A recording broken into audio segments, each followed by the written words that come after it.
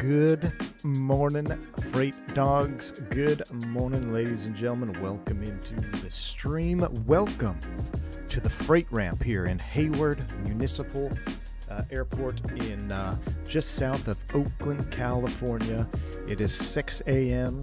and we have a 6:30 wheels up time to be en route to our first stop, all the way out to our final destination of Eureka, California, where actually the ceilings were pretty low a little while ago, but I do think it is burning off. I'm using live weather, so in this morning the ceilings were down super low, but since right now the live weather is 11:30ish in the afternoon, it's burning off a little bit. But either way, this is us. We're ready to rock and roll. We're back in the CIS PA31 Chieftain. I love this airplane, guys. I love this airplane. It has brought me back to the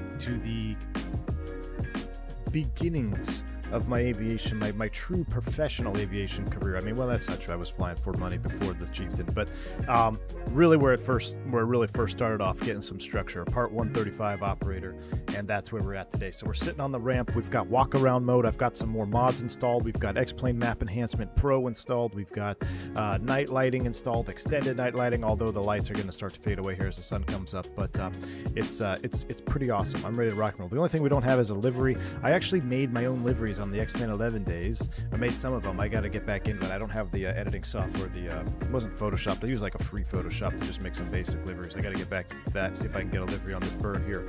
But with that said, I have the very first pumpkin spice latte of the season.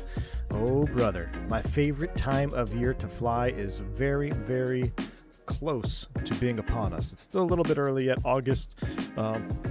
But as we get into September and you start getting those cloudy, foggy, hazy mornings, I absolutely love it. So let's go ahead and let's go to work, shall we? We'll get our flashlight working. We'll do a little pre-flight. This is us walking up to the aircraft right out of the gate. So we'll skip the shout-outs. Thank you all for tuning in. I'm going to try to squeeze in that second stream this afternoon on the Citation X. Now the thing is, we're doing movies with the kids after school, so it just kind of depends on timing. We may have to push that till like maybe a PM stream. But anyway, let's see what kind of trouble we can get into today. So we'll walk up to the aircraft. First thing we'll do is we'll pull our plugs off here. We'll get the nose baggage door open. I'll collect the plugs here, and we'll walk all the way around, and we'll get the main door open here. We'll leave it chalked, and this is our first walk up to the aircraft. We'll verify that the wing lockers are empty, and then let's go ahead and get the door open here. Iveo Premium, yes, Joe Planes. Iveo Premium I am on. I don't have Iveo Standard set up for Xplane 12. I do apologize. I don't know how to set it up for Xplane 12. I guess I got to run some installer and stuff, but here's the other thing. I'm very hesitant to add anything else to my Xplane 12. XP72 had a good point last night. He was saying he wants his Xplane 12 scene plugins to be as minimal as possible, which is hard to do because you can definitely get carried away. But I just want to be very minimal with all the extra plugins. I think I got to do like a bunch of other traffic stuff for that, and I don't want to do it. We're just going to leave it as is. I am on Aveo's Premium today. I could use Say Intentions if you guys want. I love Say Intentions AI. It's hard to fly without Say Intentions AI, honestly. This aileron flapping, this is part of my Bruner, because my Bruner, I got to check my manuals. Any PA31 people in the chat right now, remember, does the aileron hang down because of weight? I have it set up like that way in my Pro, but it doesn't want, like, for some reason, the airplane doesn't want it to. It wants it to kind of sit up, but I have my Bruner profile hanging down. Anyway, let's get into the airplane here. I wish there was one other thing around simple rock around. I wish I could bind a key to that toggle thing here. But let's get in here. Let's turn on our aviation flashlight. We're in the aircraft now, and let's go ahead and put on flashlight. Where's flashlight? Aviation flashlight. There we are. So we'll get in here. We'll get cozy. We'll open up the windows because it's kind of steamy out there right now. Why am I hearing crickets? Because there's crickets, baby. It's crickets on the ramp. Early morning. It's early morning. Let's go ahead and verify our circuit breakers are all in. That looks good. We'll go ahead and get the battery switch on. We're idle forward cut off there. Let's make sure the cowl flaps are full open, which cowl flaps are full open. We'll put the fuel selectors to the outboard tanks. We'll come up top and we'll go ahead and turn on all of our lights, and we will do a light check. All right, so let's go out here and get back outside. We're going to do a run around, make sure we got our strobe lights. That looks good. We got our beacon light working. Phoenix got a split. Take it easy, my man. Ooh, getting ready for Disney. That's a fun one, man. Make sure your elevator's looking good. Static wicks. Yeah, make sure everything looks good on these panels here. Come back. We'll verify this wing locker is empty. And then we'll close it. We'll close it back down. That wing locker is closed. Let's see. How do I crouch on this thing? X. We'll come under here. Oh, wait, no. Sorry. I'm getting back to the prefab. I'm getting ahead of myself. We've got to do the runaround. Runaround. Make sure all the lights are working. Look good. Everything looks good. Okay, now hop right back into the airplane. Turn our lights off. Is the turbocharged engine different than the Astra? Yes, it is. It definitely is. It definitely is. Okay, so we've done that. Let's go ahead and turn those off, off. Keep beacon off. Position will stay on. We could turn on... we didn't really have these switches. We'll leave those all off for right now. We can turn on the pilot lighting, which is avionics. We'll keep off for right now. We'll check we're idle forward cutoff, and we can turn the battery switch off. And now we'll get the rest of our... essentially, right now, we would build our nest here. We'd get our... you could set your courses up. I could set my heading up. We're going to be blasting off 28 left, so we got 285 set here. Again, we had a lot of coffee grinder radios. So this is that you didn't even need power. You could set up your radios before, which would really be cool if you could get an old school panel mod with just you know, the old school analog. We didn't even have this altitude selector. I was looking at some of my photos. We didn't even have this digital nice selector with the arm mode. It was just the ones that did have a selector. It was a coffee grinder style with no arm mode. But yeah, everything else looks good. The airplane, the cowl flaps are open. Those would have been closed, so that's what we would have opened up. We would have opened up, verified the trims are set, fuel tank selectors are where they need to be, shutoff valves are closed, and then now we'll go commence our actual pre-flight of the airplane. So we step out, we come down off of the wing. Like I said, our freight conversions had doors over here, so our wing locker is empty. We're not going to put anything in the wing locker, so we can verify that's latched, and then we'll just continue on checking the leading edges, making sure there is no damage, messing with the elevator. Go ahead and undo the tie down if there was a tie down here. There's no tie down on the tail today, but we would undo the tie down.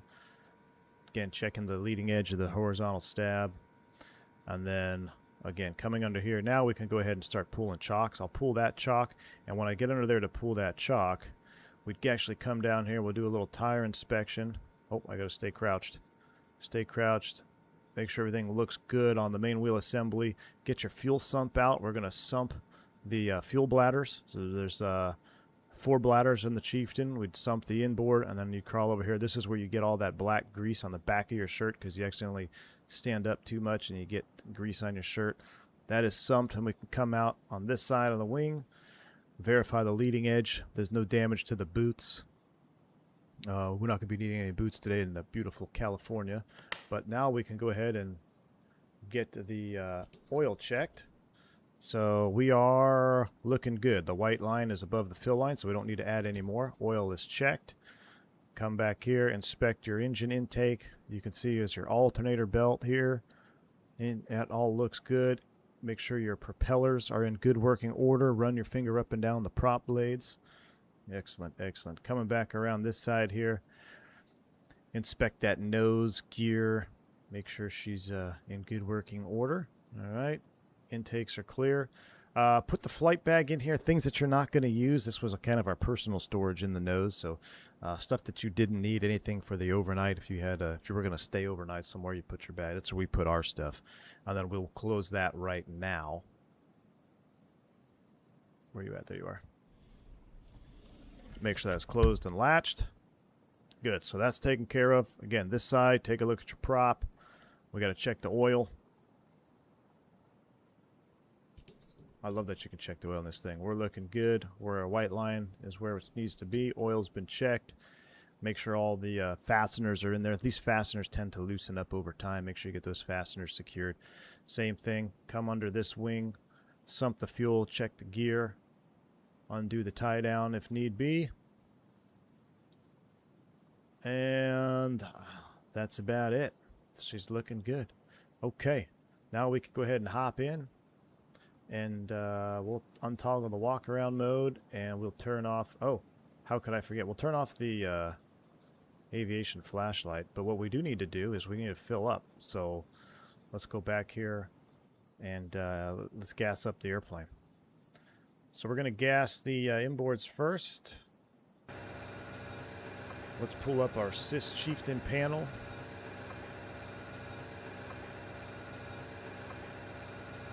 Alright, so we have 8. We're gonna almost fill this thing up here. Because we would actually take round-trip fuel. So let's go ahead and let's give her about 20 gallons or so. Hold it for 3 seconds. 2, 3. All right, now we can hold it. We'll just sit here and sip on our coffee as we're filling up. Full 4s, easy like that. There you go. Canadian, do you remember... do you remember if the yoke was pulled forward by the elevator weight in the Chieftain? I don't remember. So that's what... So, like, the Chieftain... My Bruno profile is holding my yoke forward. It's simulating that. That's why we're getting that. But the Chieftain doesn't want... According to Xplane 12, it doesn't want the yoke to hang forward. Okay, it does hang forward, Canadian? Okay, cool. So we'll leave it as is. We'll leave it as is. Because right now it's correct on... So yeah, like, see, this is it's being pulled forward by the elevator, so that's correct. We're gonna leave it as is. I can deal with that. All right, 20 gallons, excellent. Let's go ahead and now we're gonna fill this tank. So let's see, how much did that give us actually? All right, so yeah, 22 and a half, and then we'll put 20 in here too. 1,000, 2, 1,000, 3, 1,000. All right, let that one fill up. I love it, man. I love this simulation. This is going back. Yeah, checking the oil level, Jesse. This airplane, dude, is it's not. I love it. I love it, man. I love. If you like to, get the full simulation. Is it kind of like, did I fill up the airplane personally?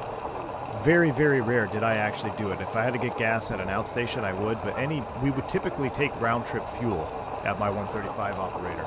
Now, yes, there were a handful of times that I would do it, but 90% of the time, the aircrafts were fueled at base, and we had fuelers come out and do the fuel loading, right? So in that aspect, could it be gimmicky? Maybe you could just, set the fuel if you want to, but I love it. I love the fact that we have the option here for GA. Now, would I want to do this on an airliner simulation? No, no. I'm not working line service, but this is a lot of fun. This just adds to the whole setup. Okay, 20.5 gallons on that one. That looks good. We'll close that. Let's go ahead and let's fill up the next tanks. 20 and 20, and then we should be good to go. They'll be a little out of balance, but that's all right. That's how it, realistically, you don't always have 100% realistic, 100% even fuel all the time. Hold it for 3 seconds, and we're filling up now. It's about looking like real life now, Jesse. Exactly, man. Do you accept Visa or booster card? What was my first plane? What do you mean, first plane I ever flew? First plane I ever flew was a Cessna 150.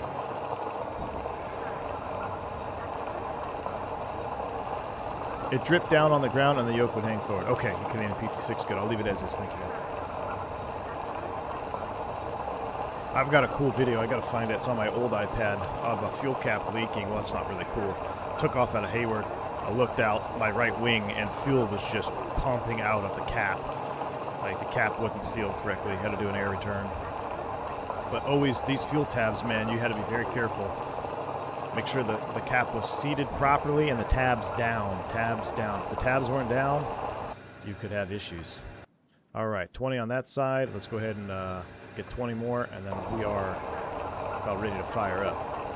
Oh, 1001, 1002, 1003. Now, what would be next level is if we could sump the gas. That would be cool if we could sump the fuel. Love the pre-flight too. Once we had fuel tanks over water, plane needed oil and needed good refueling. Pre-flight sometimes feels more accomplishing than a flight. I hear ya, Sleepy Drones. Yeah, man. Absolutely.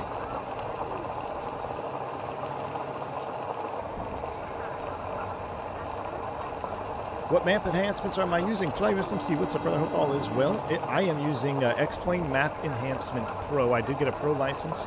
I'm still using Bing Maps.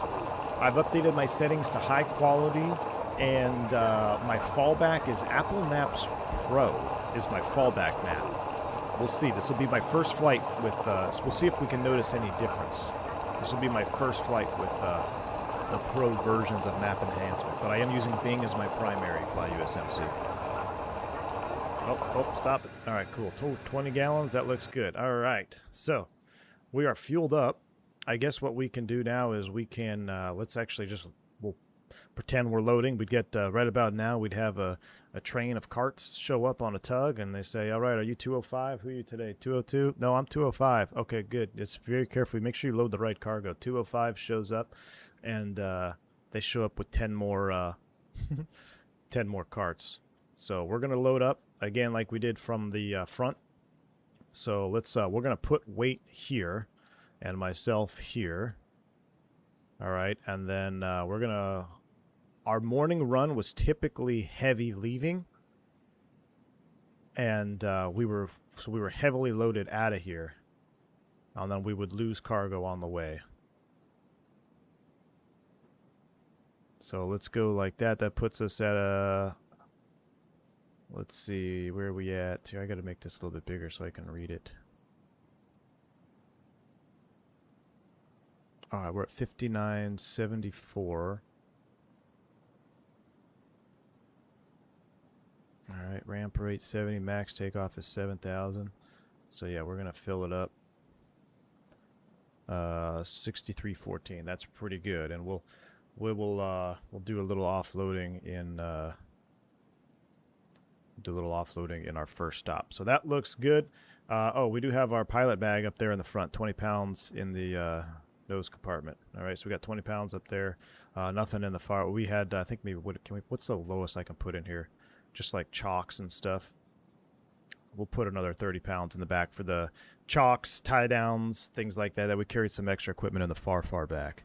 So we are fully loaded, ready to go. We're 6374. We would do our weight and balance, make sure we're within limits, all that good stuff, and then we'd then walk over here. We'd sign the paperwork for the cargo that we loaded up, and we'll say, all right, man, we'll see you tonight. All right, take care, buddy.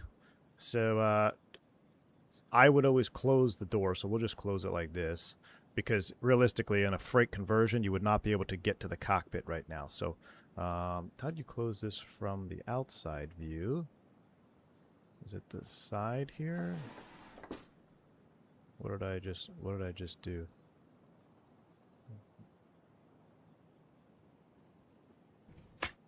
No, that's, I did something inside. Alright, think logically. Where would the... I would think it would be up here somewhere. Well, that needs to be in. Logically thinking, where is the click spot to close this? Alright, I must not be a logical person because I don't know where the click spot is. Oh, wait a second. I saw a hand. Nope, that's for that lever. That's the toilet seat. Okay, well, let's go inside then. I don't know where the click spot is. I think I know where it is in here, though. So we can come up this way. We'll close the door, or the drawer that I opened on accident. That's fine. Leave it. Screw it.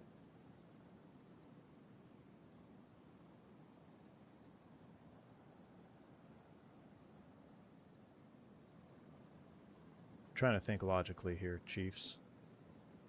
Where on earth is the... How do you close the door?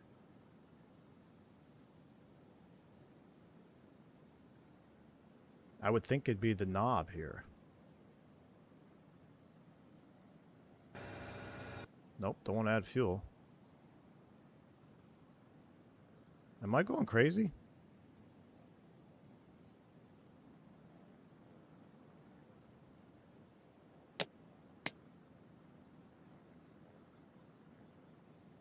The upper strut should come off, and then we can pull up the bottom.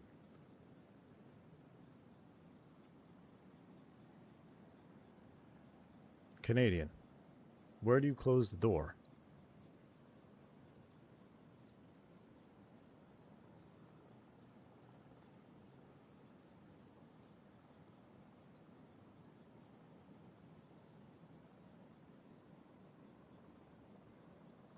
Can I not close it from back here? I don't think it's but surely we have to close it.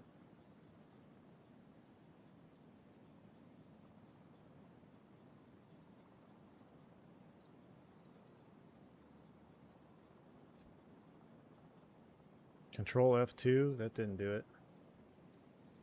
Control F3, Control F4, no.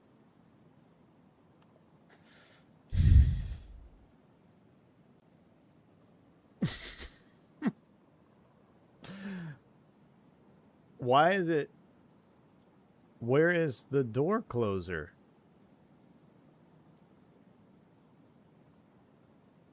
You have to close the top first. Oh, I don't know what I did. That's dumb. That's pretty dumb. Alright. There we go. Locked and loaded. There we go. Ah, excuse me. Almost made me rage quit already. Alright, close that. Simulate that we got actual, simulate that we actually have that closed.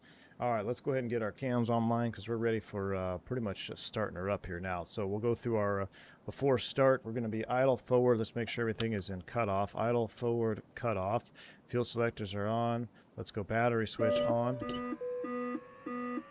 That's the gear lever. I must have clicked that when I was clicking through the, doors. Get these pilot lights down a little bit. Let's turn floodlight on. That looks a little bit better. Okay, and map light. Alright, idle forward cutoff. We're going to get this thing started up here. Let's go ahead and get mags 1, 2, 3, 4. Beacon light is on. Fuel pumps left and right. Boost pumps 1 and 2. Coming up. 1001, 1002, 1003, 1004, 1005. Bring those back down, bring those back down. Fuel pumps can come off. Alright, and let's go ahead and start engines. So I have my start switch bound. We're going to crack the throttle. Clear, right. Clear prop.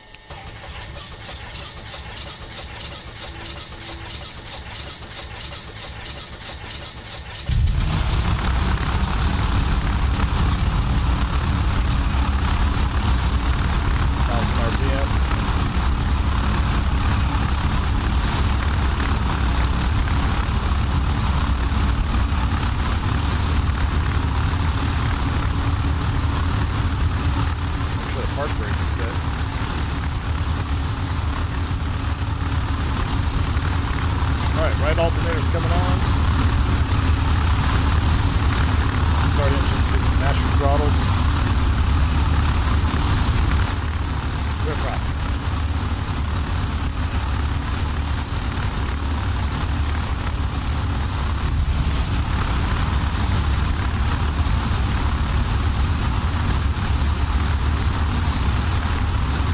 Close the window because that's loud. Oop. Let's get both alternators on. Avionics master switch is coming on.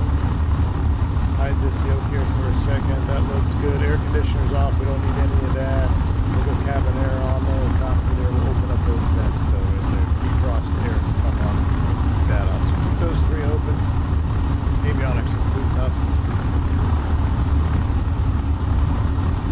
We got our squawk code in flight 205.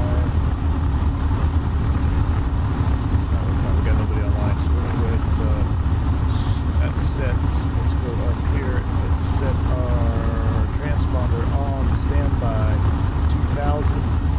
Standby 2000. We'll put you into standby. Flight plan. We're going to load this up.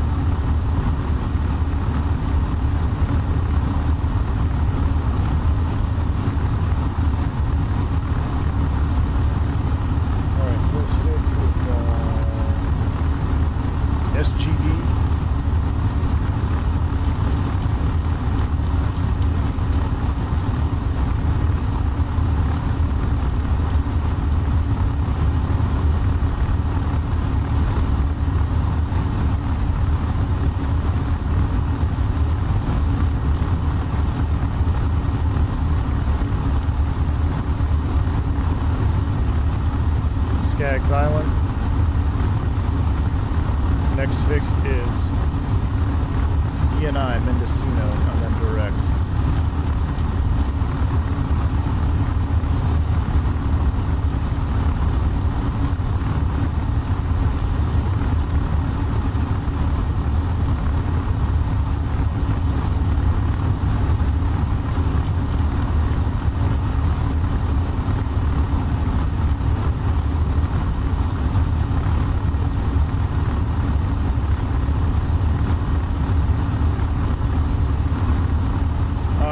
That looks good. Let's go ahead and take a look at...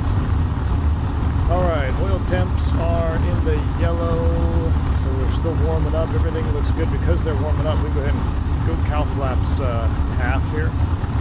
That'll help warm them up. Let's go fuel selectors to fullest tank. What do we got? Inboards are half.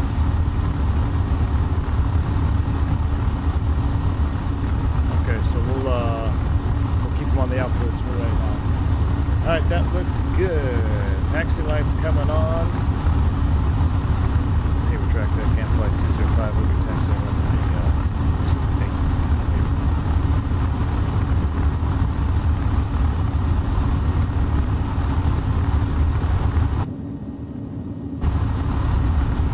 2. I'll turn the sounds down for a little bit. She's loud. She's loud. Alright, let's get out of here. Brakes released. GT seem a little bit hotter than they should. The mixture's where they're at. I'll enrich them just a little bit. Alright. Taxi lights on. Let's go to the run-up area.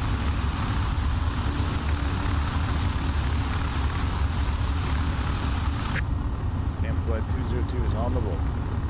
We're going 28 via Alpha.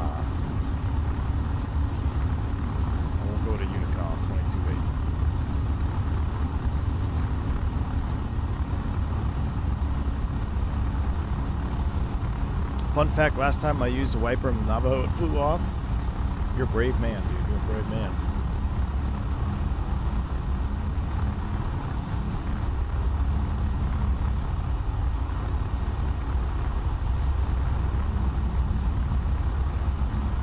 Beautiful sunrise this morning.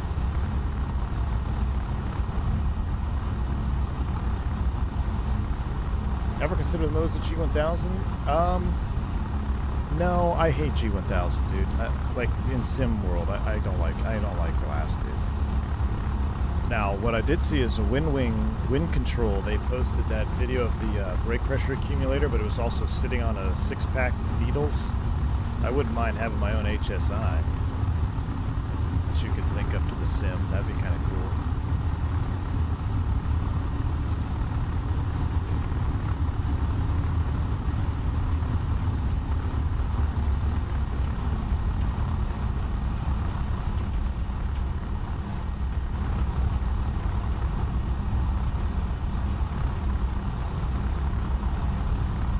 Okay, so the departure out of here, the standard procedure was a left 270. Our cruise altitude, since we are technically an IFR flight plan, we're going to go up to 7,000 feet. We can set that.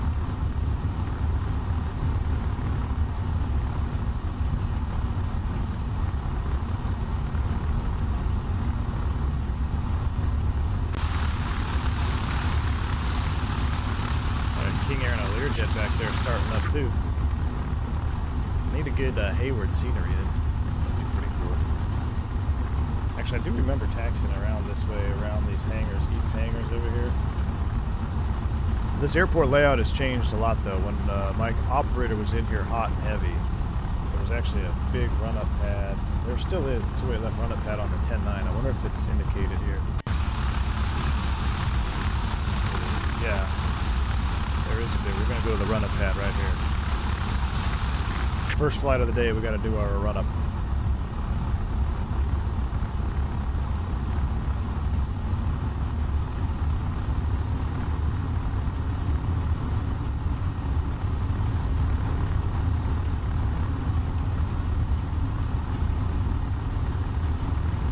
One thing I did not adjust was my brake pedals. I need to adjust them. Yeah, this is pretty cool. This is the T's. These are all the T's here for the run-up.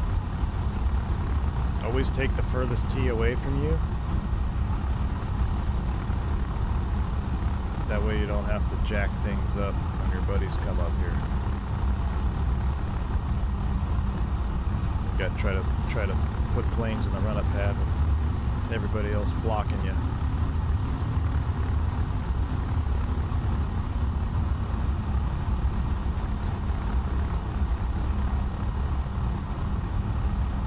Alright, we would actually face into the wind a little bit here.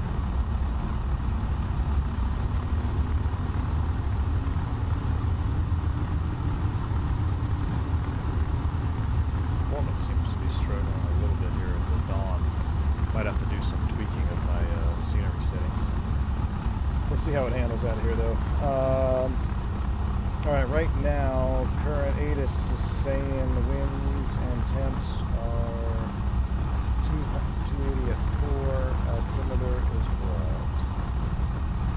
29er and 9er 6. So we'll set the park brake, taxi light off. Let's set 29er 9er 6. 29er 9er 6 is set, and let's go ahead and run it up 1500 RPM so mixture's coming full. Keep an eye on those temps. You see they're still yellow, so we're going to leave the cow flaps half for right now.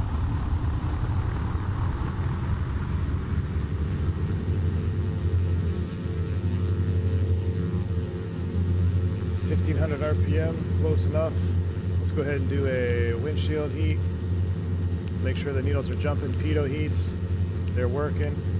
Prop ammeters, they're working. Surface de-ice, we would do a visual check of the boots, make sure they're inflating. All right, that comes off. Oops, there you go, that comes off.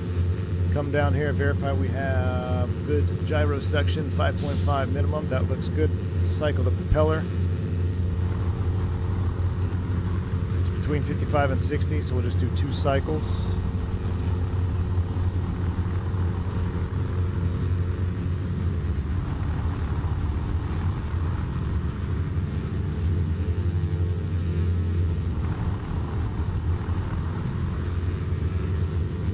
Cycles on the oxygen or on the prop. Make sure the oxygen is good. Everything is up. Flaps are up. You can do the flap system test. We're not going to do that. Blower is off. Let's go ahead and do magneto check. So left mag back on. Right mags back on. And we can bring the props down to 1000 RPM.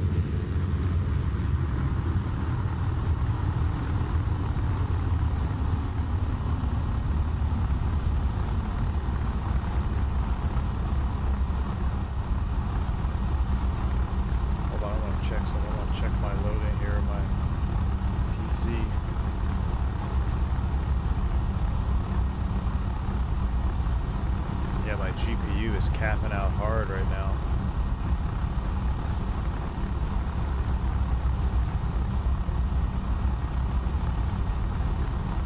Hold on, let me see if I can adjust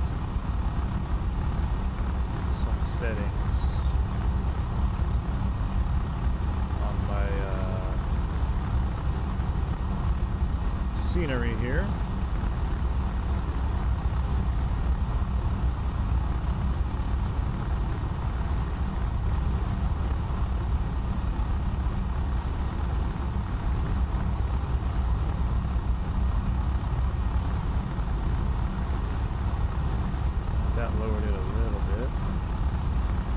I'm playing with my Xplane map enhancement settings here too.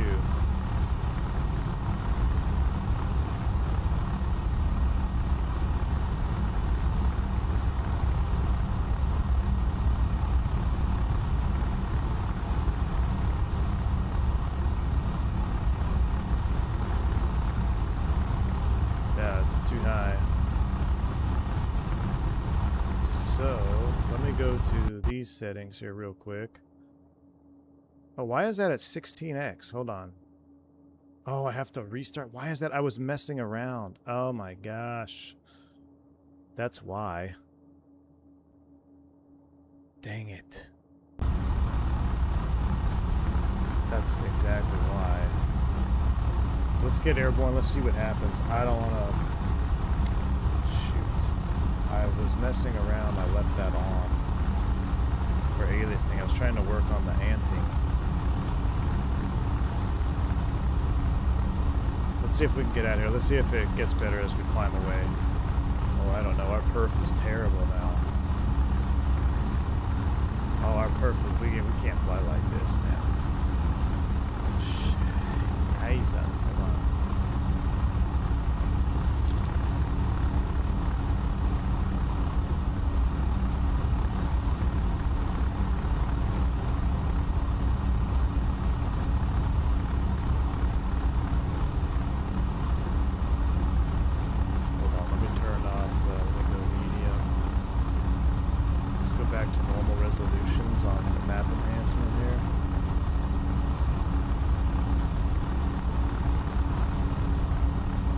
Pegged out. My GPU is just pegged at 100. No, I don't. If I go to 2x, that's gonna look real bad. Let me go. Let me lower these a little bit. Just see if I can do it without like I'm not gonna reboot the sim, but map enhancement, man. Screwing it up.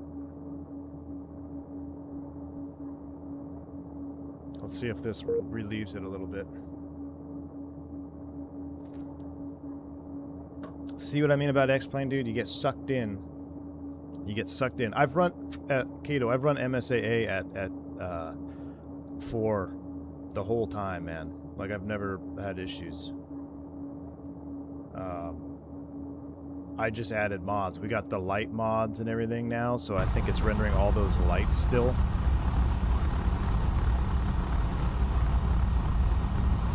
Let's see what happens with this modified settings for now.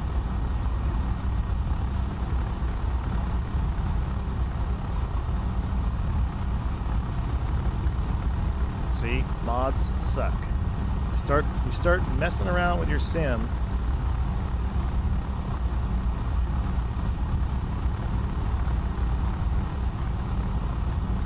No, I don't have NVIDIA Smooth Motion, and lossless scaling wouldn't help for streaming. Only I would see the performance. You guys wouldn't see the performance.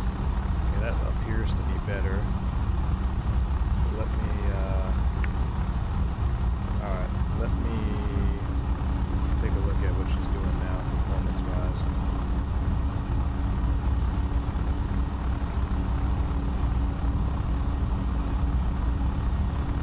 She's still pegged out. Let's go. Let's just see what happens. Screw it. That's smooth enough.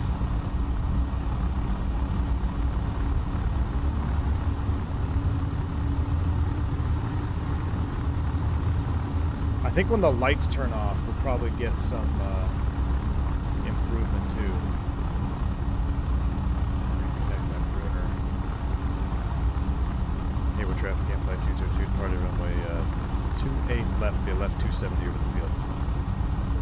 Alright, in preparation for takeoff, lights are coming on, beacon strobe is coming on, those can all stay off. We'll actually get the pitot heat left and right, fuel pumps will come on left and right, fuller tank, which it is on the outboard, so let's go ahead and get out of here.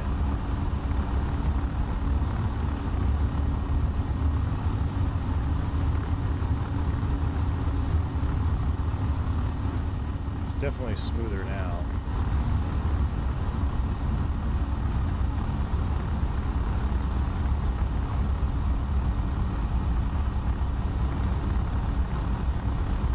Extended night lining kills your VRAM? Yeah, dude. All the extra bulbs.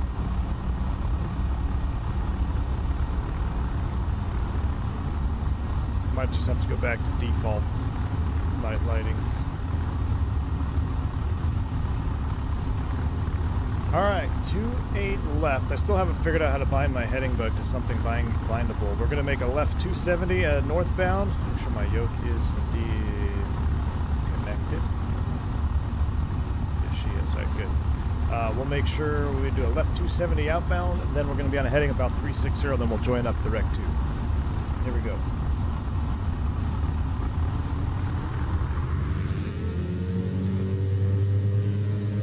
Stand them up. And And set takeoff thrust. Power set.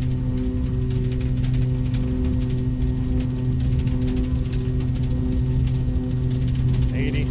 Coming through 90. Let's do a nice easy rotation. Get that nose up. It's a heavy bird today. Positive rate. Gear up. Flyby.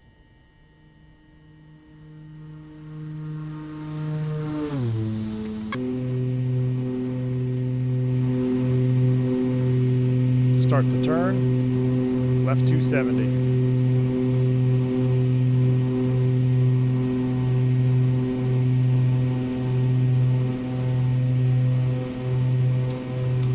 Turn that light off.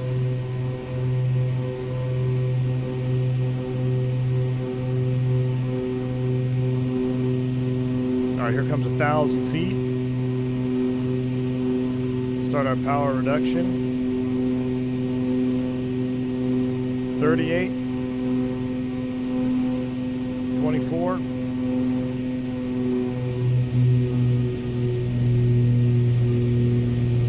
keep climbing, and crack those mixtures back.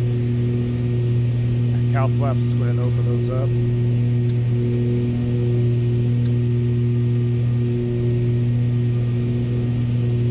Yeah, look at all those bulbs burning down there. All right, left 270, 2,000 feet right over the top of Hayward.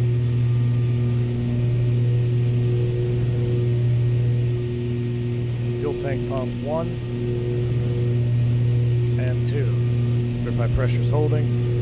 Maintain right over midfield. Right over midfield of Hayward. Perfect. That looks beautiful. Look at that. Alright, well now I gotta turn map enhancement back to high. Hold on. See if that actually is making any difference.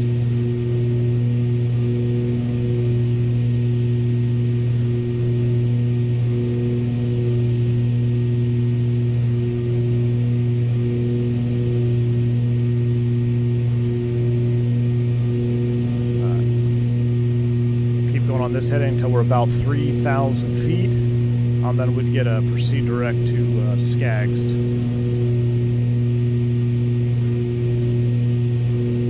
Right at this point, flight 305, direct Skaggs Island. And in the turn, we're GPS mode on the CDI. And we're going to do our climb fuel flow. So we are outer tank. We're going to stay on the outers, because those were the more full tanks. We're going to burn from the outers first. That's the procedure. 130 knots. 38. 24. Crack that mixture a little bit. Check your temps. We don't need those co-pilot lights over there. We actually don't need any of these lights.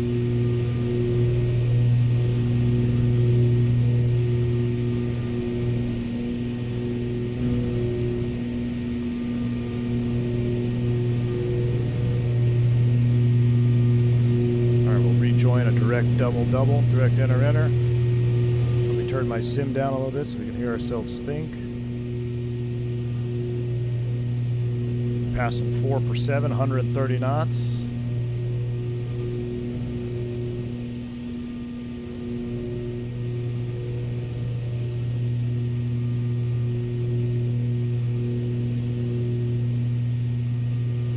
Direct track is 325. Straighten out the line one more time.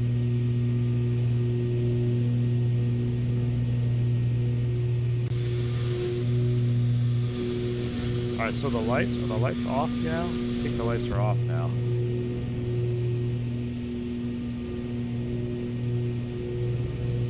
Curious to see what.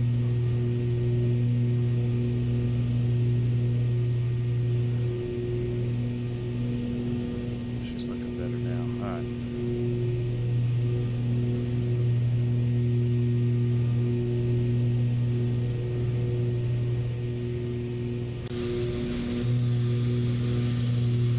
Alright, that was a little bit hectic there.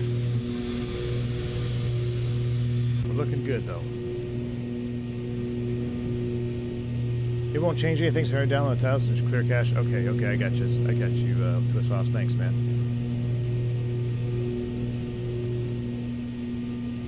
I kind of want to put my shadows back. Hold on. Let's, for science, as we're climbing out over the city, I'm going to do one more setting adjustment here for science. I want to bring those back up. I want those back on ultra.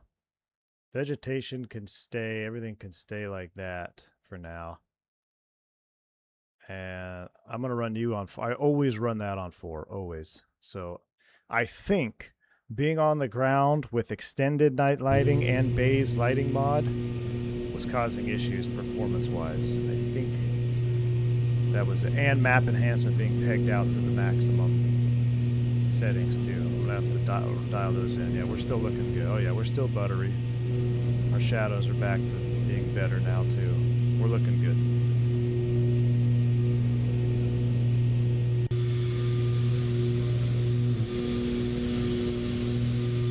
Clouds and Nemesis in Xplane 12 are looking amazing. Alright, 11 or 6 for 7 rather. Keep an eye on that manifold pressure. Just do crack the mixtures every ½ inch or so every 1,000 feet.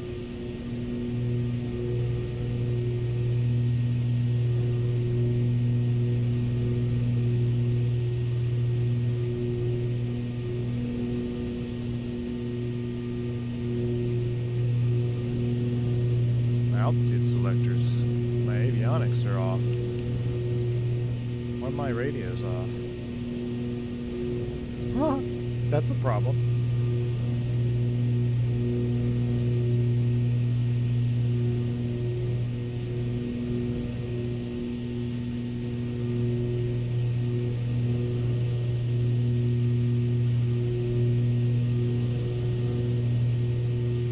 I just use the Drishel night. That's it for Xplane 12 Blaries. Yeah, I might just stick with Drishels and not use anything else. Alright, we're level at 7,000 feet here. Let's let the aircraft accelerate. Let's turn our noise canceling on. Alright, as we accelerate through 140-ish knots, get her nice and trimmed out.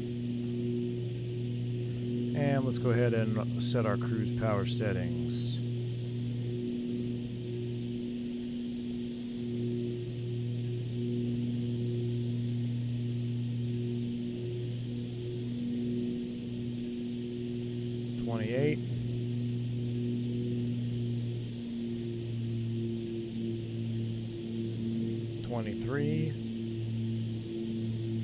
Trim a little bit there. We took a little power off, so get back at altitude, get her trimmed out.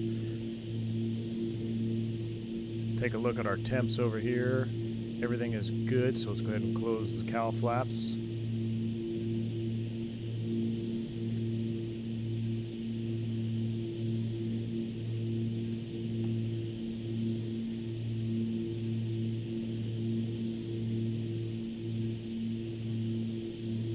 I'm going to be interested to see if we can use our autopilot here. Autopilot altitude hold, put you in nav, coupled. To avoid any more turning, let's just redirect one more time. Direct track 327. Do a little wobble, it's okay, boxes don't bitch, right? Alright, now let's go ahead and set our cruise fuel flow and EGT. So take a look at the EGT, we're 1400. Let's bring it back, bring it back, bring it back. There's 1525. Where's she going to peak at today? We're going to get up there nice and hot, so let's bring it right back in. Let's just set 1525. 1525, fuel flow 18-ish per gallon, looking good. Let's do a tank swap. Fuel tank pressure pumps are on. Let's go left. Verify pressure's holding. And pressure's holding. Good. All right, everything's good. We're up in cruise. Landing taxi lights can come off. Beacon strobe position all stay on. We don't need the pitot heats today, and unlike 121 operation, we don't need to keep them burning for no reason. We can actually turn them off. So we would actually turn them off. Some people keep saying, "Oh, you should keep them on, keep them hot in case you get bugs or whatever." Nah, at cruise we just turn them off. Alright, we're leveled. Everything is looking good. Double check our EGT. 1525 looking real good. Now I lost my second nav radio here. That's not good. Well, it's still working. We just lost that. Let's verify our circuit breakers are all in. Yeah, I don't think you can pull them out. Everything looks good.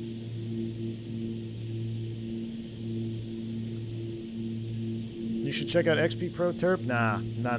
No more mods, dude. No more mods. Map Enhancement Pro and night lighting is all I'm working on. You don't need it. I'm going to let the sim fix everything else. Map enhancement and night lighting tweaks. That's it. Everything else is good enough. Look at that, dude. Now that we're all level and cruise, we'll go full screen. In your part 135, who was responsible for flight planning? We were. Pilot task. So what we would do, actually, funny story, well, kind of funny to me. Sorry about all the performance there, guys. I was messing with my settings and I just never put it back. So I hate having to break the immersion. Because I did a test flight and everything was running buttery smooth. Of course, I wasn't streaming during my test flight too, which does add a lot. But I think we just overloaded it with extended night lighting and the Bays mod. But anyway, so about flight planning, my very first day so after training, like you do your training and then you have your one-on-one training with who's actually a captain at my current operator now, which is crazy. My first flight by myself, I showed up in the crew room, cold morning, like 5 a.m. or something like that. It was an early spring morning, actually. It was early spring on my first flight, early spring. It was cool, it was foggy. And it was interesting because in that time of year, you typically don't get thunderstorms on the West Coast. Like early spring, you get rains, but not a lot of super convective thunderstorms. And I'm looking at my flight. My first freight route ever was this. Was it this one? I took a picture of it last night. Let me see. Was it the Ukiah route? I can't remember. It was the one you saw on the thumbnail splash screen. No, my very first flight was Hayward, Chico, Redding. So I was going a little bit more inland. I was doing the Chico, Redding route on my very first flight ever. And there were thunderstorms around Chico and actually around Redding. And I'm looking at the ceilings up in Redding, and the ceilings at Redding were super low. They were, pretty much close to minimums for the approaches that we could do. And there was convective activity, moderate turbulence being reported. So I'm gathering all the intel, right? And I'm thinking, okay, I'm gonna go to what was his title? He wasn't a dispatch man. He was I guess he was dispatch. There was one guy that, I guess, dispatch. He would be running the dispatch radios. He wasn't dispatch. He had a different title. Basically, his job was responsible for verifying. He would take your flight plan to him. He'd look over it, make sure everything was good to go, and then, give you the thumbs up, say you're released. And he'd have to sign off on it, right? So, look at the sun coming up through the clouds. That's pretty cool. So I have all my intel ready to go for him, and I say, hey, looking at the weather, this is what I got planned. I think I'm going to delay takeoff for maybe 2 hours. I think it's going to improve later this afternoon, blah, blah, blah. And I won't say his name in case he's still out there. He may not be. He was kind of old at the time. But imagine a very large, old, gruff man with glasses as thick as Coke bottles.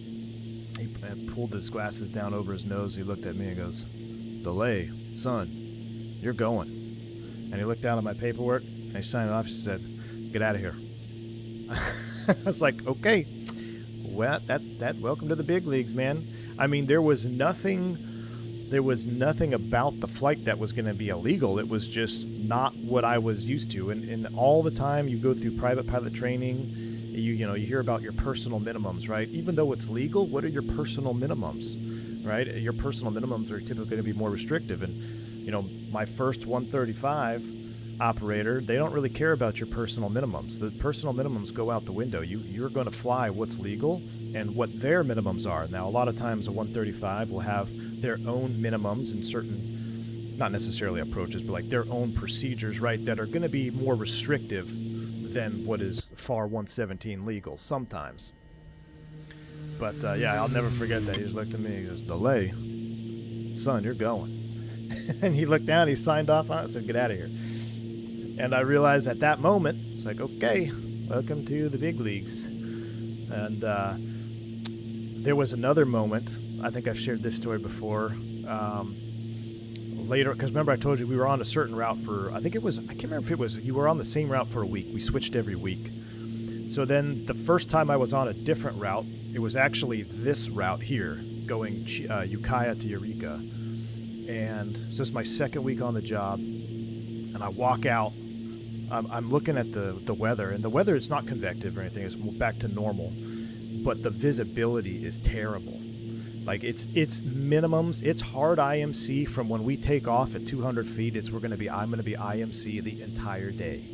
And guess what aircraft I was in? I was in no, it wasn't 3-bitch tits because it didn't have a GPS. I have to check my logbook. Maybe it was 3553. I don't know. It was an airplane that was all, you had one comm radio. We had comm 1, comm 2, and nav 1, nav 2. And it was all coffee grinder radios, which if you don't know what coffee grinder radio is, it's all analog. And when you go to switch your radio, if you're in a readback and you start turning the radio to the new freak, you just cut your own transmission off. It's a pain in the butt. It's really old school. So I was in the most non-glass Chieftain we had. It's hard IMC from takeoff to landing, pouring rain up the coastline, and I'm sitting at the ramp. I'll never forget. I'm sitting here, and I'm kind of at this position here. Remember, this was a door, so my window door was open, and there's a line of Chieftains out here. My buddy Sean, the guy that gave me the donut, right? My buddy Sean, he's in the aircraft next to me. My buddy Josh, he's one row forward. He's over here, and then there's a couple Chieftains out this way, and then Chieftains off my right. And I'm sitting here at this angle on the ramp. And I'm thinking to myself, am I really gonna take off in this? Like, is this a safety thing? You know, I'm still super green, right? I flight trained and instructed in Arizona where there's no IMC weather, and if it is IMC, you don't fly through it because it's icing. And I had this thought, am I really gonna go fly through this all day? And then I hear Sean starting up his engines. And then, like a second later, Josh, his engines start firing up. And I'm like, well, they're firing up. I guess I'm firing up too. Closed the hatch and just went to work. Got in the mood, right? Got the flows down, got the engine started, and took off. And it was hard IMC. I didn't see anything but approach lights and taxiways all day long. Everything was IMC. So that was my welcome to the freight world. And those are probably my two distinct moments I remember when I first started. And I have a bunch of other memories and stuff about, little failures and stuff. I remember one time coming back in to San Francisco, or coming into Oakland, actually, coming in probably right about this spot here, just north of the bay. I was right about here, getting ready to come into to Oakland. Hard marine layer, so I'm above it, but it's all IMC below me. I'm going to shoot the localizer approach because there was no GPS, and I had to do the localizer. And I'm flying in just like this, and all of a sudden, both RPM gauges just go to 0. Now, there's no change in engine sound. There's no change in anything. It just, the gauge just crapped out. Both RPM gauges went to 0. I'm like, huh. Tapping on the glass, like, okay, well, I guess I know it was set at 2200 RPM, so I'm not going to touch it. But that would have been interesting had I come up with some engine problems. So I flew the whole localizer with no RPM gauges. But a lot of, that made you, in the moment when I didn't love it. Well, I take that back. In the moment, it didn't seem as important as it was. Like that phase of my flying, I was like, man, this is hard work, long days, a lot of flying. But looking back, oh my gosh, it's the best thing I've ever done in my career. I wouldn't trade a single hour of 135 fly-by-night cargo single pilot ops for anything else in my career. It was the, without a doubt, best thing I ever did, because it made me, you were forced to be a sharp pilot. I actually, there was multiple fatalities that had happened. One of which out of that crew base because somebody had fallen asleep on the run up this coast. They fell asleep. They woke up over the water, fuel starvation, ditched the airplane and drowned. So like it was pretty serious. There was another instance where there was a turbine aircraft. I think they were in the Pacific Northwest and they were doing a training mission. So you had a check airman in the right seat. They were training the guy in the left seat. They descended to the final approach fixed altitude off of the localizer and hit a mountain and killed both of them. And it was, so those incidents had just happened, and the training department was very tough. I mean, it was no joke. Like if you couldn't hack it, they were chopping you. You didn't have any second chances. But we're up here in cruise right now. We got about 16 minutes to go. How we looking on our, let's see, fuels are good. Do our torque time check. Everything looks good. As we get up to Ukiah, we'll get ready for our descent check. Let's go outside. These orthos are looking fantastic.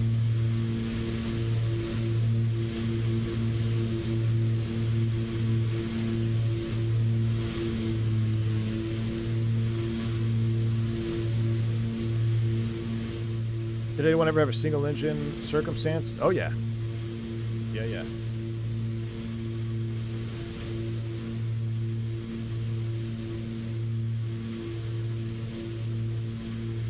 AJ, what happened to... Why'd my performance go down? You gave me too many mods.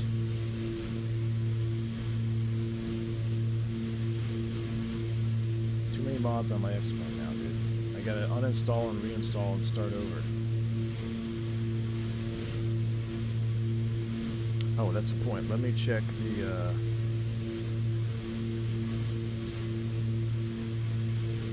It's down a little bit. So, dedicated... So it is using... Man, it's using... It's not using a lot of memory. It's using a lot of GPU power. Like, the memory is... It's only using 10.8 of my 24. In terms of VRAM. You think it's the high setting for map enhancement? What about the pre-caching? Am I supposed to have that on? Like the preloading, the pre-caching?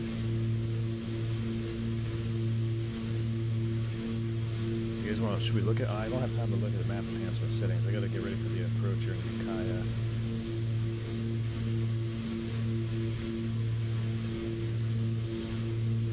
So since we do have an RNAV, we could do the RNAV. Well, it's visual, so let's just fly the visual approach. But we'll set up the box to back us up with the localizer here. We'll set VLOC 1091.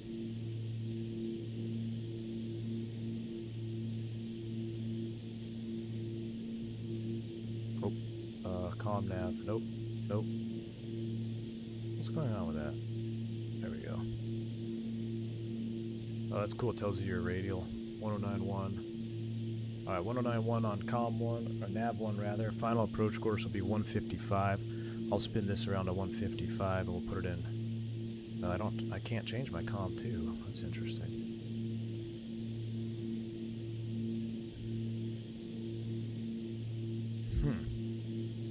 What if we turn you off? Well, it's not working. It must have to do with the reloading. Turn the dash lights up? No, the radio's out. That radio is out. I don't know why. We'll set an, let's see, an alert altitude of, if we can do it, 1600. Need to turn on the radio. The radio's... oh, I turned it back on. Oh, I just rebooted it. Oh, is it something to do with the avionics light? Hold on. Yeah, something to do with the avionics light. Oh, I wonder if it's part of that Bay's lighting mod screws with it. Ah, I bet you it's lighting mod. Okay. It's the lighting mod that's screwing with it, man. I think. Bay's lighting mod, as good as it is, I think I might have to delete it. Does Bay's lighting mod take away performance? So I have... Let's go over, let's see. My DME's off? Captain Iceman, what's up, man? Dude, it took me 25 minutes to find the, Well, yeah, I know the DME's off. The door handle. You know what? I wonder if I shut all this stuff off because I was trying to close the door and I was clicking through the cockpit. That's probably what it was. I was clicking through the cockpit. I could not figure out how to close the cabin door.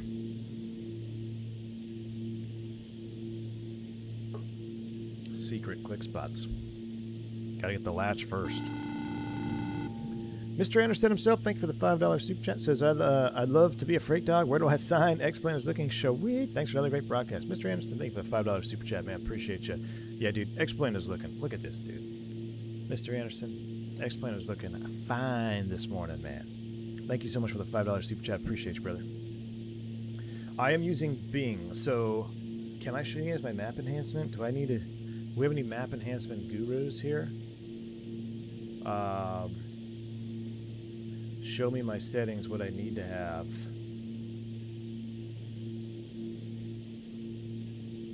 That way we can look at the beautiful shot there. So I'll show you my map enhancement setup right now. I did get a pro license. I have track plane on. I had these on, but I freaked out when I had bad performance, so I turned them off.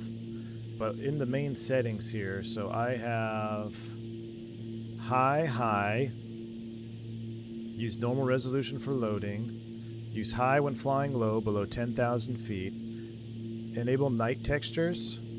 I had those on, I turned them off. Show night texture while loading. I don't know what I'm supposed to do with those. Coming through here, I think that's pretty much it. Memory optimization I have off. I wonder if I should have that on. But my memory is not even being messed. I'm only using 10 gigs of memory, so I want to keep it as is. It says if you have, you know, less than 16. So I don't really think I need to turn that on. I have preloading on. I wonder if this needs to be adjusted. And that's about it. Crank the preload distance up? No, let's see. Enabling preloading will load the map 10 miles ahead and 2 miles. With this will reduce sudden stuttering and the likelihood of blurry maps appearing. After enabling this feature, it will continuously load, so it will consume more CPU and network. If the CPU is under heavy load, you can disable. Let me check my CPU load right now. Hold on. Why do I keep closing? Oh, there it is. So right now, CPU is at 17%. So my CPU seems to be fine.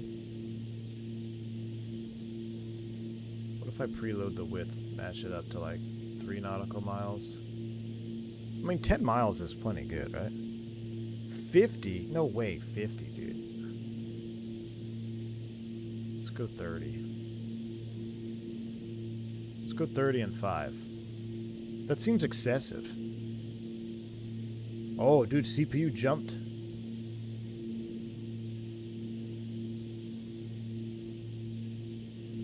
Nah, I'm not going to listen to Vodka. He doesn't even have Xplane. I'm going to keep you at 4, and I'm going to go down to, like, 15. 15 and 4. List the number of CPU cores used by the service to reduce system load. I don't know what I need to do with that. Oh, no, I don't want to do that. Turn that off. I didn't mean to do that.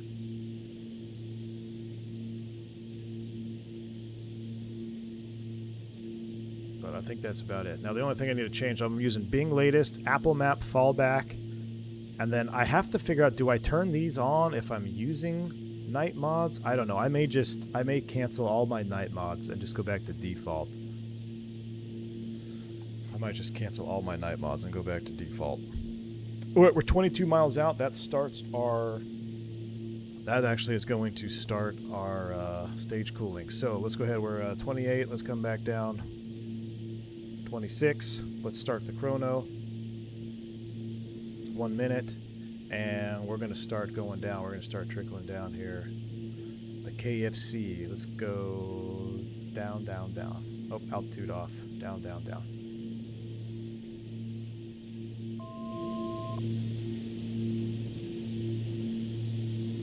I'd map the. Well, no, I don't. I mean, I'm only at. You know, 1,000. I'm not going to be flying Xplane at higher altitude. Look at that ortho, though. Holy.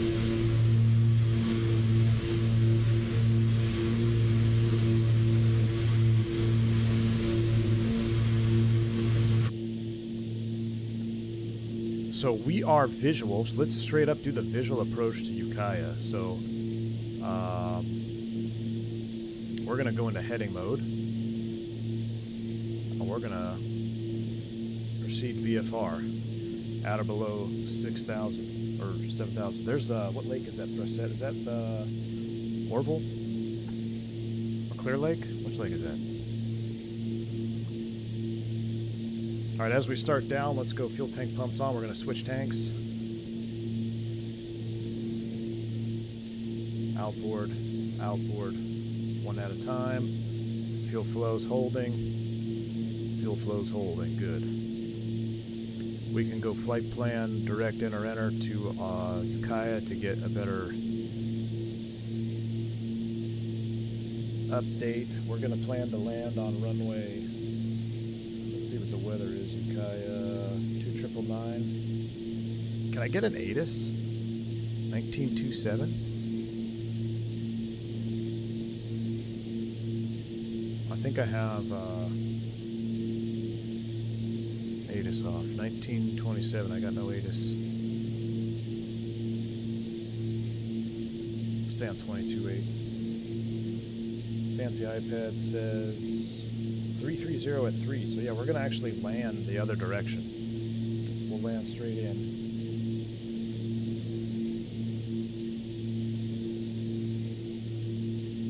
We'll land on 3-3. So we're going to go for the valley over here. There's 2 minutes. Let's come back 2 more inches of manifold down to 23.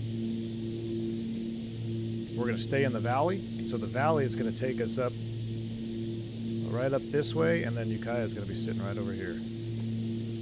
IFR, I follow roads.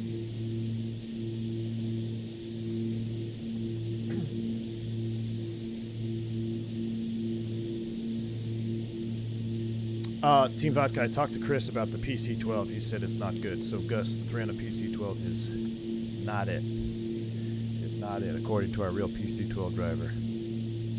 Alright, let's set the heading 0. What's the runway heading? 335. He does seem to like the Airfoil Labs King Air, though, Vodka. I was talking to him last night. He does seem to like the Airfoil Labs King Air quite a lot.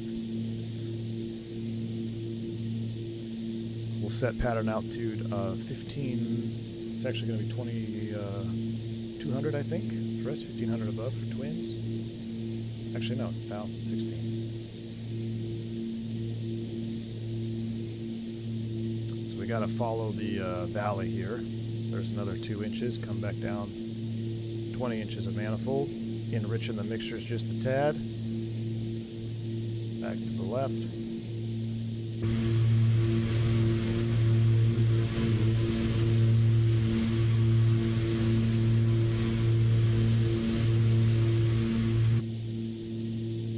I'm half tempted to, when we land in Ukiah, should I reload the sim? I'm half tempted to, but I don't want to. Well, it'll save state. The airplane will save state completely. So maybe I should. Because I was messing with all those settings. What about the Torque Sim SR22? I'm sure it's good. I'm not interested in, like, GA. I am very interested in the Metro.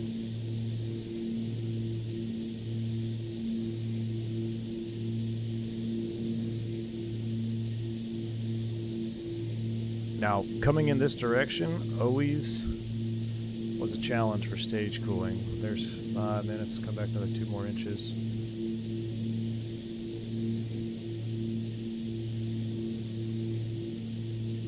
because getting down and slowed down this direction has always been a challenge.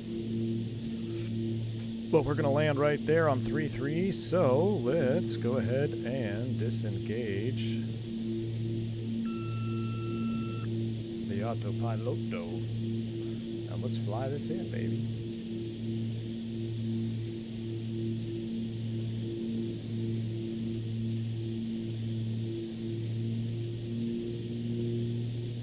Prop action helps slow us down. Turn our noise canceling off so we can enjoy the sounds. I'm gonna hustle down and then level off. All right, let's go ahead and get the exterior lights on. How's our fuel tank? We're right at half.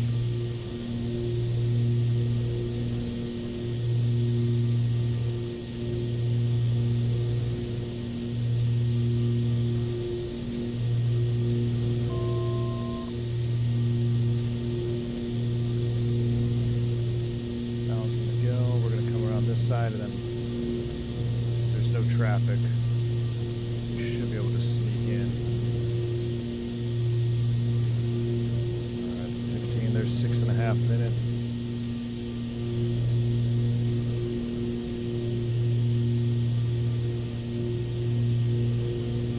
Alright, as we get ready to enter the pattern, pumps are coming on. We'll get pitos left and right are coming on. Fuel tank pumps will go to the inboard fullest tank. That's close enough. They're pretty much equal. Alright, here comes 1600. Let's go ahead and start to level off, see if we can't slow down now. We're going to make a tight, direct entry here to 3-3. Traffic pack belly 8650 is about 10 miles to the east, descending through 5000 and turn to right base, runway 33. Okay, traffic and flight 205, 3 miles southeast, right base 33. Okay. Alright, here we're going to put flaps out right at the edge of the white arc, ready to counter that balloon. Cow flaps, I need to bind these. Half is fine. Throw the gear, and we should be able to slow it up now. We're stage cooled. Traffic first rank 69 Beach Duke, about 13 to the southeast, right traffic, runway 33, UK. Flaps 2. Right on blue line. Interesting lighting transitions there in the sun.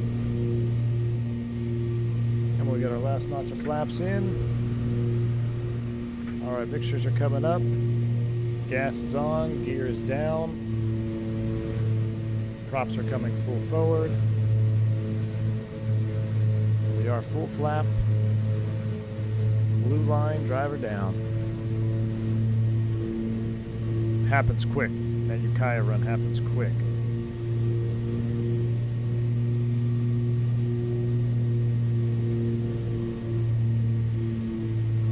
Traffic pack belly 8650 is 5 miles to the east. We're going to maneuver for the right 45 for right downwind 33. You got it.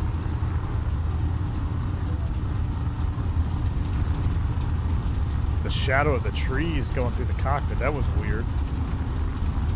We're going to roll it to the end. Oh my gosh, I need to adjust my brakes. Look at my brakes, man. It's like instant on. We're going to roll down to the end where we parked anyway.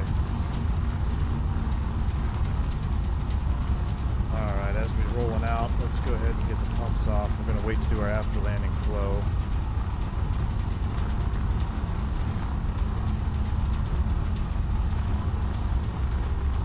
Yeah, I'm going to need to adjust my brakes. I feel like they're instant on.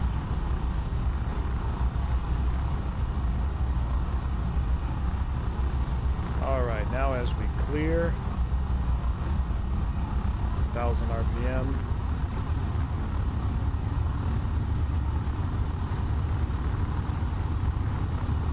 Alright, pitot heats, pumps, flaps, transponder. We actually parked right over here. Reset the trim. You got traffic pack belly 8650 right downwind 33. You got it. Cow flaps.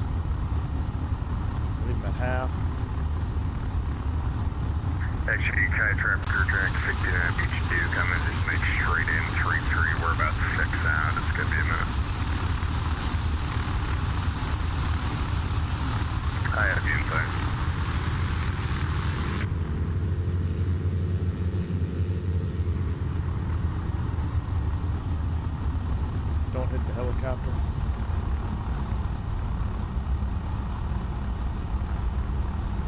Pack Valley 8650, don't have you in sight. We should have enough room to make a right base in front of you. Oh, look, there's a train. You guys see that? There's a train. Alright, park brake is set. Make sure everything get our cooling on. Let's go with these all off. They keep that on right now. Come down here, cow flaps. We'll go full open. Pack Valley 8650, right base to final, runway 33, full stop, you got it. Outboard tanks. No need for the pumps because we're on the ground. How's our cooling been? I think it's been long enough. Let's go ahead and go avionics master switch off. Run it up just a little bit, 1000 RPM. And cut off. And the manifold will go to the current ambient pressure, which is pretty cool, right? Alright, that's off. Let's go ahead and go fuel pump boosters off. We get magnetos off, beacon off, nav light can stay on. I'm going to kill the overhead, those lights a little bit. And battery switch 1 and 2. Open that up. Open that up. And we'll take a hop out here and we'll load the aircraft for the second leg. Looks like we got guys coming in. So I'm going to reset my iPad here.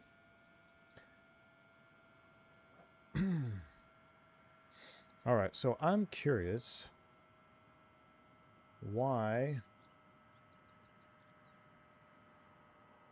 Let's go into our settings real quick since we're on the ground. These are all fine.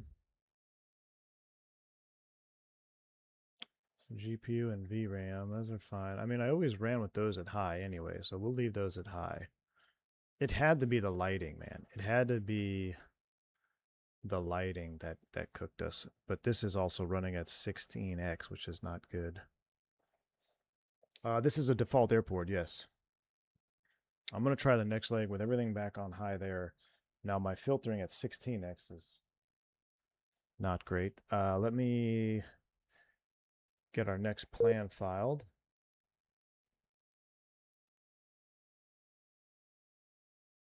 We're continuing as Flight 205.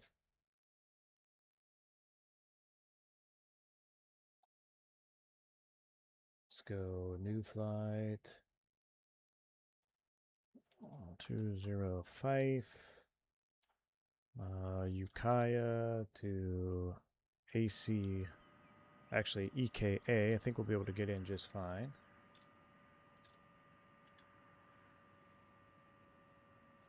And the weather is, you know what, we could just go VFR. I don't see any weather along our route, so I think we'll just continue VFR.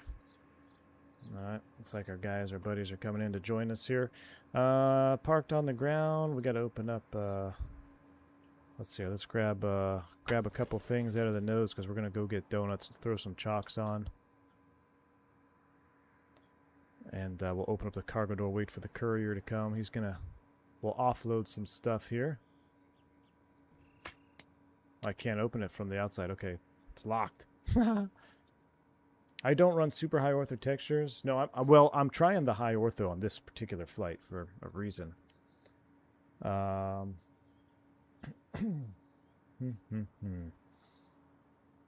see. Let me look at our route of flight. So we're going to blast off. We're going to hit Mendocino, outbound. Okay, good. Yep. Weather briefing is good. Let's hop back in here real quick. Let me show you guys. No, Shift 4, C view. So there used to be, oh wow.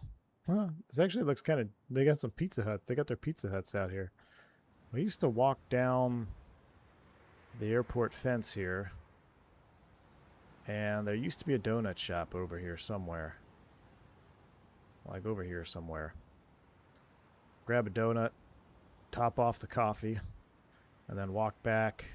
You have to walk all the way back to the main area, and then you could come in. But yeah, this is true. There's actually is a compass rose over here. Got an MU2 on the ground. There's a big compass rose here for on the actual airport. It's pretty cool that it's simulated or painted on the ground. And then walk all the way back over to our bird. The courier came in through this gate, parked here. Let's adjust our weights. So let's go weight and balance. We'll shed some weight. We'll shed those two. And we'll take the next, we'll take that all the way up to Eureka. So you can see our gas is still good. We're burning pretty equal across the board. All right, so we are considered unloaded. All right, I got to hop outside real quick and close the door. Let's close this bad boy, latch it up.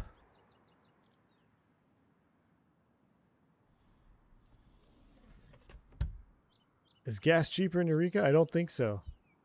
We never filled up here though. I don't think I ever filled up here. All right, and let's go back inside. All right. Oh, I wanted to adjust my brakes. Let's do that because that seemed excessive. What is that? What are we doing? Wind wing? Nope. What are my brakes? Crosswinds. Y'all seem fine. Right toe brakes. We're going to make you linear like this. I'm going to add another one.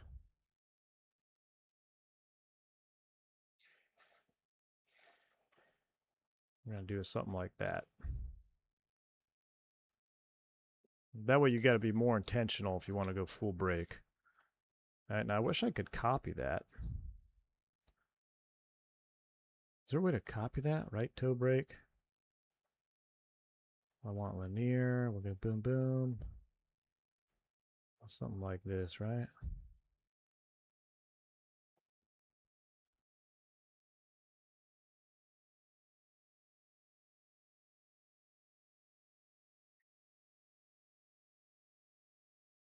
That should help us out. That way you really got to be intentional to get full brake. All right. I like that. Left and right toe brakes. How's my rudder now that we're on it? Rudder felt pretty good, actually. But, we'll just add a tiny bit. That way if we're doing single engine stuff, just bring it down a little bit. All right. Applied. Done. We're ready to go. That's what I'm rocking. We're going to be going VFR. Let me reconnect the Bruner. I'm not going to mess with that anymore. Bruner is up and running. All right. Let's start up and get out of here.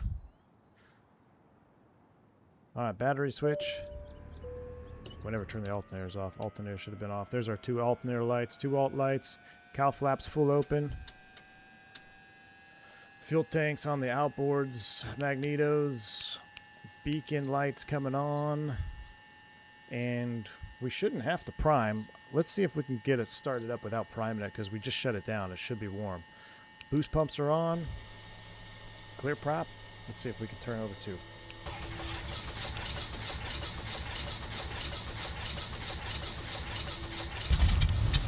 Oh, she almost turned over.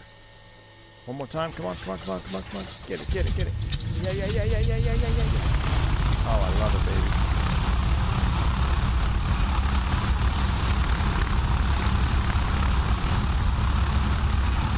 Getting number 2 up to 1,000 RPM. I know she's going to get loud, but we got to love it. We love it. Right alternator on. Match the throttles. And let's see if we can get number 1 going. Yes, yes, yes. Oh, you almost had it. Come on, baby, come on. Yeah, yeah, yeah, yeah, yeah. Love it. The startup. Left alternator. The startup is so perfect, man. So freaking good. It's just as scary as the real thing. All right, we got boost pumps on. Avionics is coming on. We're back to squawking. We're going to squawk 1200 on this one. We're going to be complete VFR. Squawk VFR. Standby for right now. VFR squawk. Enter on the radio. Flight plan. We're going to go Ukiah and then Kika. We're going to join the small airway here, but I'm just going to put Kika in here. So on this particular flight, start up and blast off, man, because the sooner we get to the crew hotel, not crew hotel, crew apartment, the sooner we can go shoot some archery. The chance. All right, let's get 12-3 on the radio. All right, 12-3, we're going to track outbound. I used to know these by heart. 320.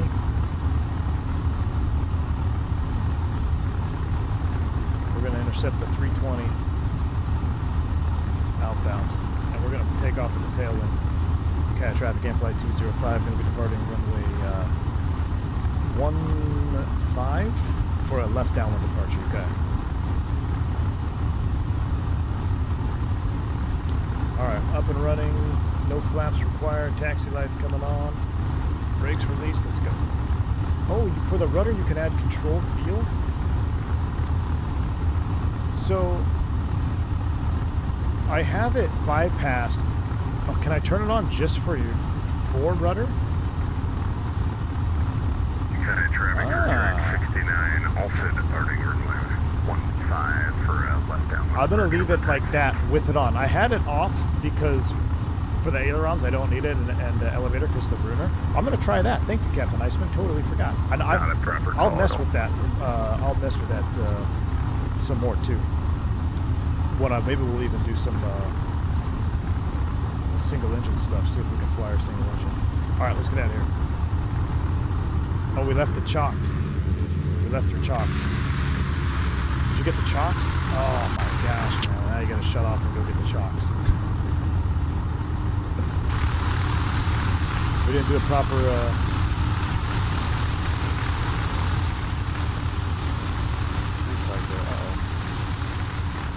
Can you not pull the chocks when the engines are on?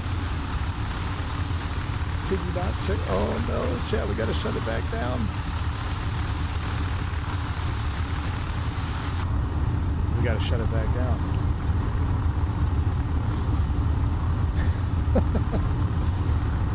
Hit the like button if you ever forgot to pull the tie down of the chocks. Alright, hop back out. Pull the chocks. Alright, chocks are pulled. Alright, this is so real life. Battery's coming back on. Pumps are coming back on. Hopefully she'll be hot enough. We'll just turn it right back over. Beacon is on. Avionics off. Crack the throttles. Ay, ay, ay. Captain Iceman making this too realistic. Come on, baby. Start over. Turn, turn, turn, turn, turn, turn, turn. You got it. You got it. You got it. Yes, yes, yes. Oh. Come on, one more time. Give her a little gas, and then there she goes. There she goes. You run the risk of getting paper locked out here when we're doing this.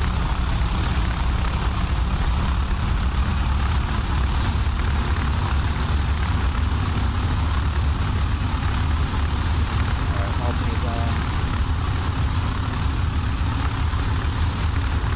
That's alternator off. We're gonna damage the alternator.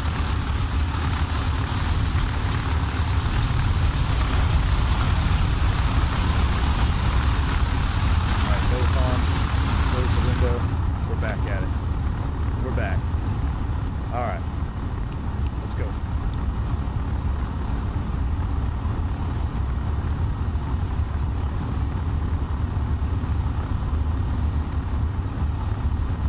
Is that an MU2?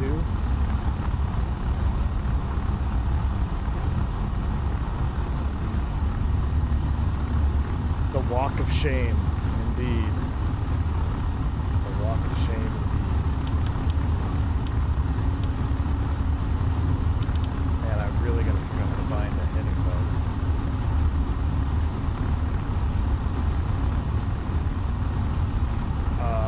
Why do we have a roadblock on our runway entrance?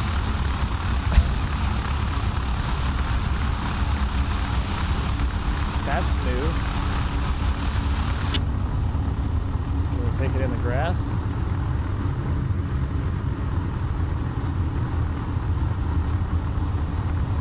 Jesse, there's been a performance hit, but I added a bunch of night stuff at the same time. Oh, this taxiway's closed. That's okay. That's okay. Nobody's here. This taxiway's closed. Looks like you're doing some runway reconstruction there. That's all right. Back in my day, it was open. We're simulating back in my day. We're here. We'll actually get to the threshold before we take off, like proper though.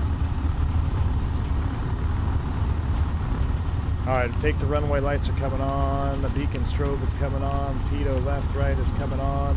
Fuel boost pumps are coming on. Brakes feel a little better. I could probably do a little more. All right, brakes feel a little bit better though. All right, that's set. We're on the outboard tank. Outboards are the fullest. Lights, camera, action. Let's go. Got traffic and flight 205, departing runway 15, left down with departure.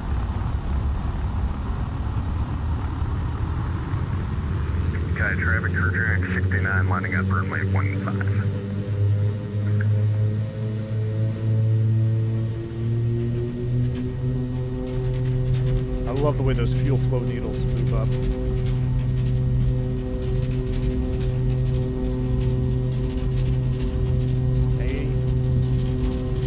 Coming through 90.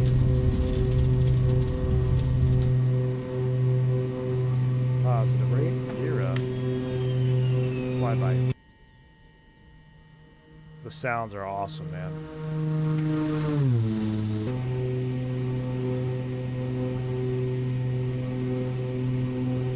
400 feet, left turn. Pitching for about 120 knots.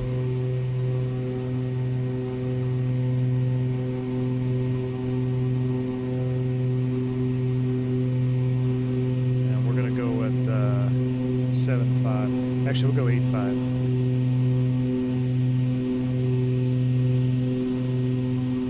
Technically be even on this one. There's through 1,000. Get our climb power in.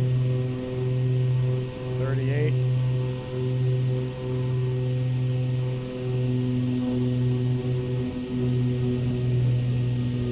24. It's on downwind. Looking beautiful. Gonna stay on the left downwind. Kite traffic again, flight 205. We're 2,000 feet left downwind, departing to the northwest. Yeah, let's call you Kite. And we'll crack those mixtures, get them down. Sky traffic, Quadrant 2834. runway 15, left downwind Should departure. be pitching for about 130 knots.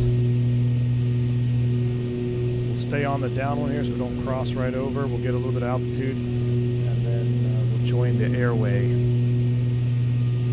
VFR airway, and continue at 8.5. I think right about at 3,000 feet or so is when we pick up the turn. Is it worth it upgrading to XPME map enhancement? Oh, you mean upgrading to the premium? I don't know yet, Jesse. Jury's still out, dude. Jury's still out because I need to fly somewhere where I flew with Xplane not or ME not pro license yet. I don't know. I only did the 30-day one. I think if you do a 30-day license, it's $5. So I did that just to see if it's worth it or not.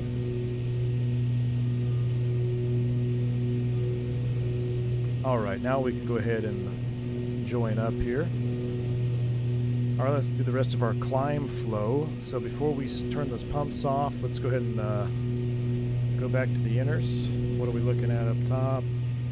Oh yeah, inners are just under a quarter. That's fine. We'll go try to keep them nice and equal. Fuel tank pumps off. Sky traffic, Quadrant 69, airborne Now flaps will stay 3000, final call northbound, Kite. We're going to join this radial outbound. We'll stay VFR at or above, or at 8,500 feet. Take a look at our cylinder head temps, oil temps, everything's in the green over there, looking good.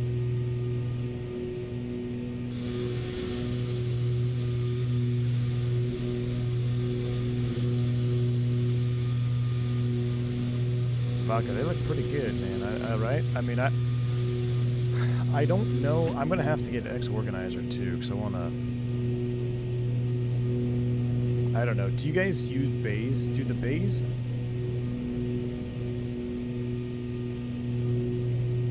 Is the base lighting mod worth it, or should I just get rid of base? I love the blue, but add it at night. But I wonder if that also, base plus extended night lighting at night seemed to just cook my system. Or maybe it was just sunrise, because I was flying around at night and it seemed fine.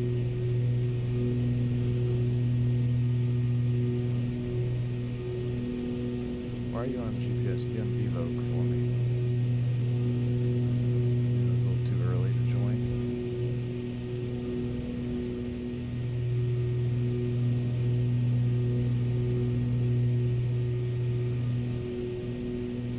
Gus, I do remember. I do, Gus. Gus, I need your help, Gus. You're leaving me hanging, man. For the night mods. I think I messed up my sim, dude. So right now I have bays, extended night lighting, and Xplane map enhancement premium, but I don't know what settings to use because the premium map enhancement allows for bays to work and allows for extended night lighting to work. So I wonder if I have double because I have extended night lighting and the premium enhancement night maps. I don't know, Gus. I think it's cooked, dude. I think my Xplane is cooked. I need to restart.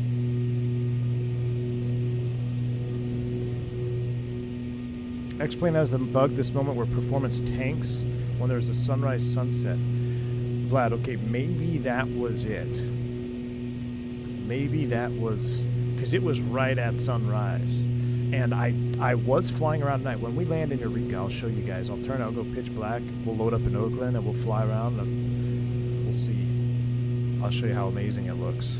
With bays and extended night lighting at night, it's insanity. Dare I say, looks like Microsoft Flight Simulator 2024. Flying Xplane 12 at night has given me an issue with Microsoft night lighting now. Not the city lights. The city lights, the moon lighting, everything is amazing. But what I don't like about Microsoft lights is the airport lights, the runway centerline lights, the taxiway lights. They look like cartoon blobs. When you look at the airport environment lighting in Xplane 12, they look like real lights. But we need an Xplane 12 guide, indeed, one DSC, we do. Alright, there's 8,000, got 500 feet to go. I forgot to remember, every 1,000 feet or so, just a ½ inch of crack there on the fuel.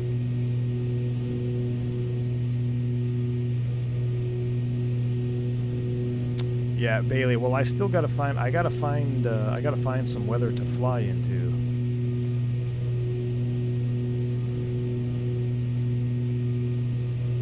Am I not picking up Mendocino yet? Why are we not? Oh yeah, we are. 320 is what we needed. Oh, I got too busy looking at my needle there. Level off. I just can't get over. If you have a Bruner, now that we're at cruise, I'll go headphones on. If you have a Bruner, oh my gosh, and you fly this, the Piper Chieftain, this Captain Iceman's Chieftain here, I've flown a lot of airplanes with my Bruner yoke. I've had my Bruner yoke for over 6 years now. There has never been an airplane that has flown so realistically with my specific profile than this airplane right here. It is one-to-one real life. Now, I still think I want to tweak my pitch in low speed just a little bit, but the hand flying aspect is incredible. Now, and here's the exciting part. Even if you don't have the Bruner, what Captain Iceman has done is he's allowed you to use the feel, the sys feel. Set up. I'm going to set my power here. So then you can tweak your spring yoke to feel realistic as well. So even if you don't have a Bruner, you can still achieve very realistic flight feeling with the software that's included. So if you're an Xplane 12 fan and you're looking for an airplane, I can't recommend the Chieftain enough. I think this is, it's a very, very good. Now, I also love the Airfoil Labs King Air. I'm going to have to do another flight in that. but there's something visceral about the Chieftain, because the Chieftain in real life it's just a visceral machine, and I feel like that's been captured here with this particular add-on. So shout out to I mean, look, I feel like I just trimmed out the real airplane. I mean, it's insane. We're leveled off here. We'll get the autopilot engaged so we can do our leaning procedures. That looks good to me. We'll just go ahead and go altitude hold, heading for now, and nav aloke. Let's see how she does. So we never, our chieftains, like, they would always hunt. We'd always fly them in heading mode. The autopilots were so jacked up. So yeah, we didn't even have, I was looking at photos, because I'm like, I don't remember pressing an arm button for the altitude selector. The only, there was a handful of chieftains that I have pictures of anyway, that even had a selector window, and it was a coffee grinder, all analog with no arm button. But I think only 2 of them had an altitude selector. Everything else, there was no altitude selector. I remember using the ADF as an altitude. So when ATC gave me an altitude, I would set it like in the, I would set it over here, or I would set it in the with the ADF numbers. I would set it like that, you know, like, all right, 3,500 feet. You know, I'd set it over there. Or write it down on your kneeboard. All right, we're up in cruise. We'll close up the cow flaps here.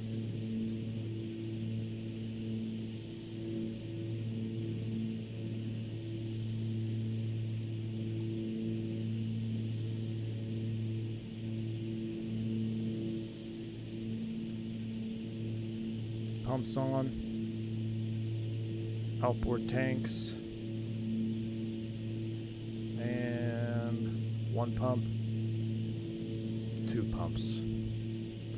All right, let's lean it out. We know we were going to just go 1525, so we'll just lean for 1525. When you're always flying the, especially lower altitudes, like less than 10,000 feet, you can pretty much just set 1525 and you're going to be fine across the board at these lower power settings. Alright, we're on. We're nice and level. Get the rest of the lights. I should have got those off. Boom, boom, boom. We're looking good. We're on our way. Flyby.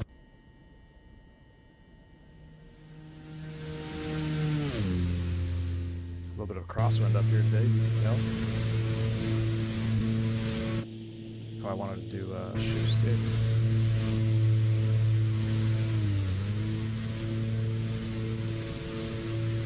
Yeah, the fuel flow gauge is, I love it. The way the needles spin, or the way the needles come up.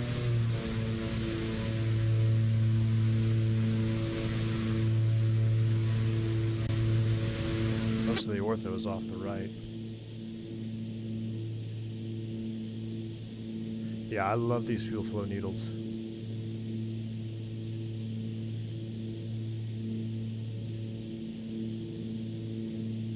I have a feeling we are not going to make our 2 p.m. showing in the Citation X. I'm going to have to modify that. PMDG 738 EO Sid out of MROC when? Whew, soon, because I got to go to training.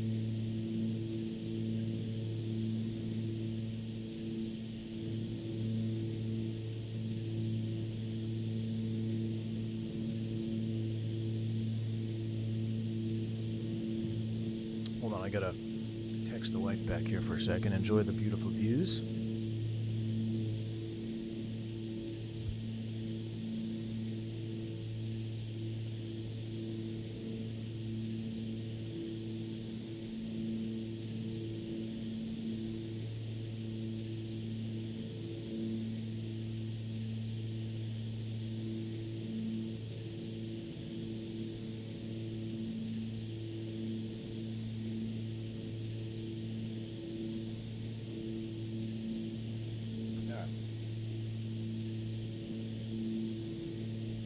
Trying to decide when we're going to do our little movie day, either today or tomorrow. How would you rate Xplane 12 in Microsoft 2024? What do you mean rate? Like on a scale of 1 to 10? I don't know. I feel like I feel like the discussion is too complex, you know? You can't say this sim is better than this sim flat out. Like the conversation is too complex. You really have to say like what aspect, you know? Nighttime VFR flying? I don't know, probably Microsoft would be better a little bit, but then a nighttime around the airports, Xplane is better. You know, midday, I still think middle of the day, 12 noon, Microsoft is going to look the best. Just, you know, you have everything to look at. Low light conditions, both sims look well. I don't know, man. It really, the conversation is too hard to have now. It's you have to be very specific and like, what are you trying to get out of it?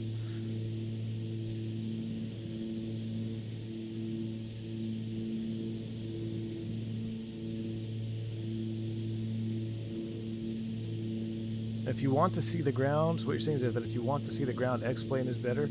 Well, not even that, Phoenix Galaxy. Not even that. I mean, it depends on where you're flying, you know? I mean, I was watching XP72 stream last night, and he was flying over in Greece, and there were some orthos that he had down there with map enhancement that looked better. I mean, see how there's still some weird, I guess you're going through the light shafts there, the clouds, but he had some orthos on his stream that looked just like, it looked like Microsoft. It looked better than Microsoft. Now, there is one huge advantage to Microsoft Flight Sim, and that is the ease of use. I mean, it is just, you get in and go. You get in and go flying, period. Xplane 12, you gotta tinker. And I don't like tinkering as much. I feel like I've already tinkered too much. I'm gonna de-tinker everything. I think I'm gonna uninstall everything I've done. I'm gonna do Map Enhancement Premium, the Pro version, and that's it. I might use the Base lighting mod. I don't know, maybe not. I might just go straight default. I don't know. Because even the default night lighting was okay. It was not okay. It was good. It just needed some... I don't know. But I don't know if you have the premium version. Like, the premium version here, if I have leave mode at night... Well, that's for what? That's... say stop mapping. A nighttime texture. So now that Pro mode is on, what does this do? It says enhances the nighttime lighting effects, making distant city lights and other illumination visible. So do I even need extended night lighting if I have that option now? Right?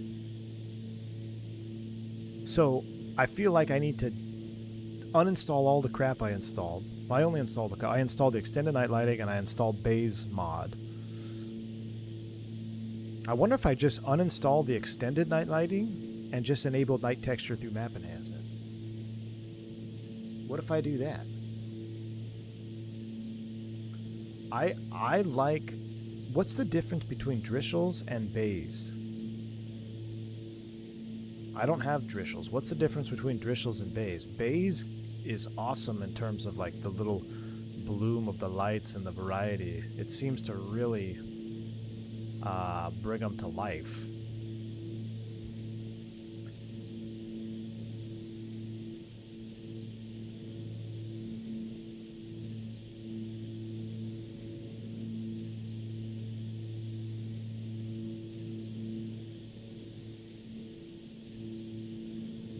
We're on Friday power right now too, by the way. We're getting 28, 29. We should bring that back a little bit. We'll leave it. Is it Friday? Almost. Oh, see, now we entered to a smoke region. What is this? And YouTube. YouTube crashed. Awesome.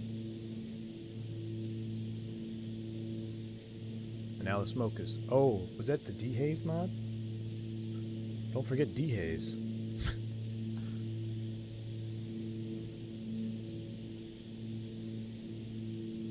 Yeah, I'm still live. It's just the YouTube window crashes sometimes.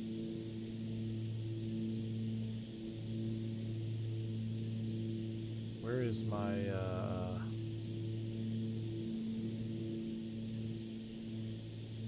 yeah, we're on reel, right? Yeah. But see, it's hazy up here. Real life.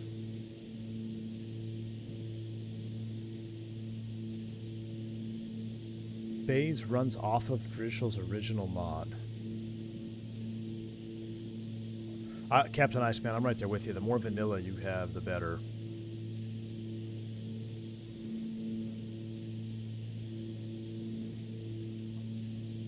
I had what, Gus? I had Drishel's?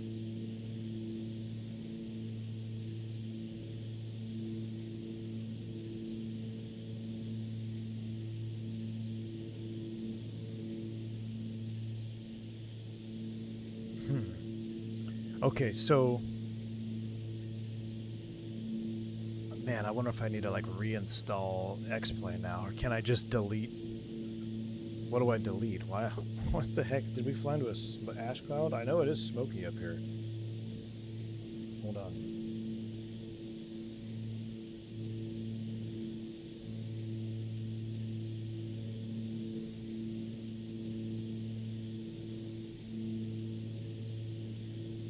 Let me see what Arcada is reporting.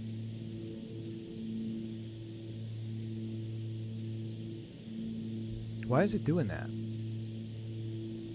Get X Organizer and you can enable disable add-ons?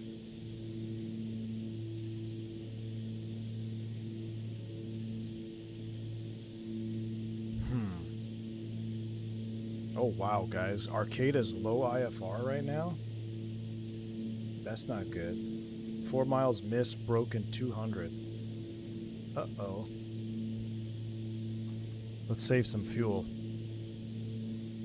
Let's come back to 26. Let's re-lean. It's low IFR according to the METAR. Jesse, you got X Organizer? Okay, so I was going to buy X Organizer this morning, but then I bought... there's a walk-around thing that looked pretty cool. I installed it, and then it was like $25, and it's absolute trash. I went with the free walk-around plugin. So once I did that, I was like, man, I don't want to spend any more money on mods today. Update Xplane to remove the lighting mods? Okay. I might just do that. I might just run an update...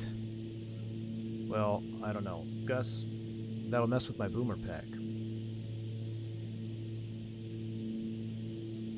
I'll do some more... I'm going to do some tinkering to de-tinker my sim. I want to get back to... All I want is default Xplane 12 and map enhancement premium. That's all I want, man. And auto haze. That's it. AJ, I don't know what I'm doing. That's why it's not a waste of money.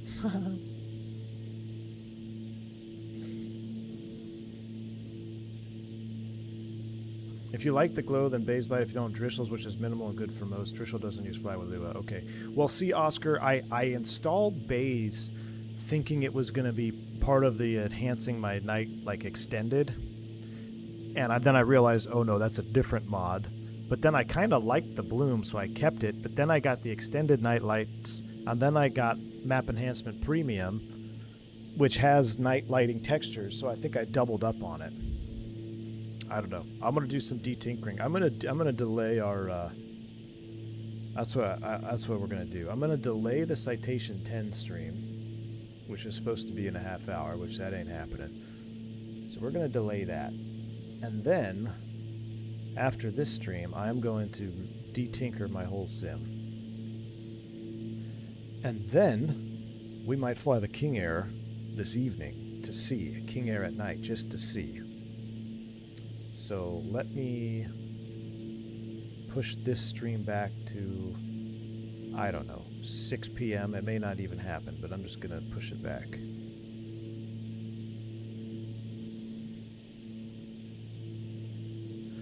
Because I want to, like I said, I want to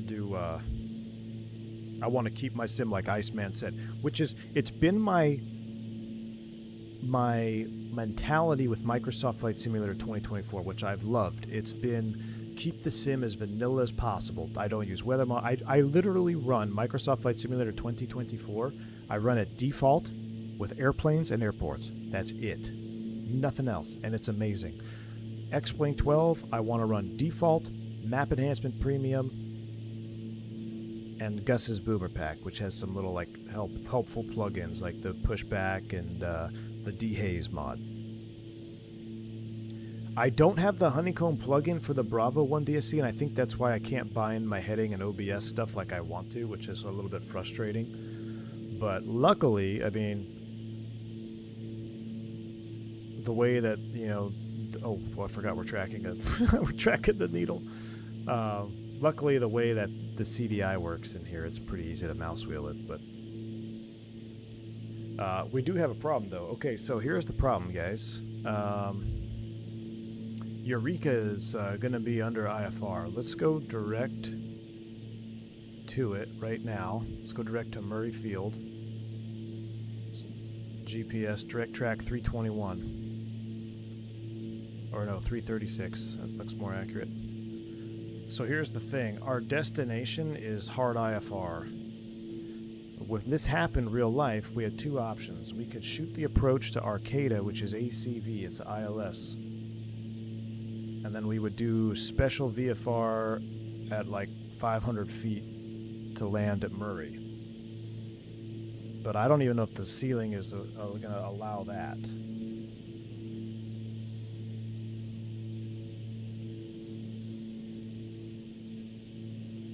So our only option, though, is to try. So let's go ahead and prepare for the ILS to 3.2. So we need to reconfigure, and we're going to reconfigure our GPS here, too. So let's go flight plan, and we're going to put KACV.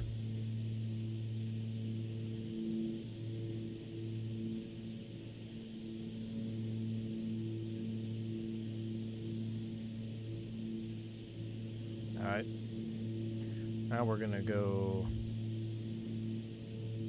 direct to Arcata. And now we're going to back us up. We're going to select an approach, ILS 3.2. We can load it all the way out. Can we do Vomac? We'll load that. And now we're going to go flight plan direct Vomac. Alright, so we have to shoot an approach. Look off the nose. It's socked in up here.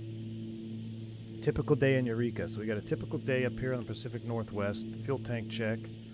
Approaching a quarter. Fuel tank pumps on. Inboards. And 1 pumps. 2 pumps. Getting the full freight dog experience, Migs, indeed. Alright, our current direct track is 349. Alright, that's all set up. Now we're going to load up the ILS old school 109.5. Let's get these set in here. 109.5 active 1, 109.5 active 2, and then we need cross radials off of Fortuna 14.0, which I'll put active right now. Cross radial for Sagu, that's the last one in, is 036. These are all SA. 036 right there. And you know what they do, he does, let's see, I don't know if I actually have this set up for Xplane. Yeah, I don't think I have my sim brief set up, or my navigraph rather.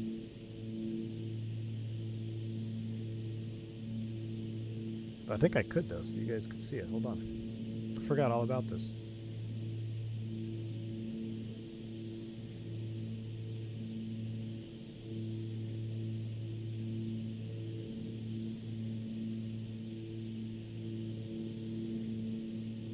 I tell you what we need to do. We need to probably start cooling. Let's go ahead and, because we're not gonna be able to chop and drop this one. Let's go 24 inches.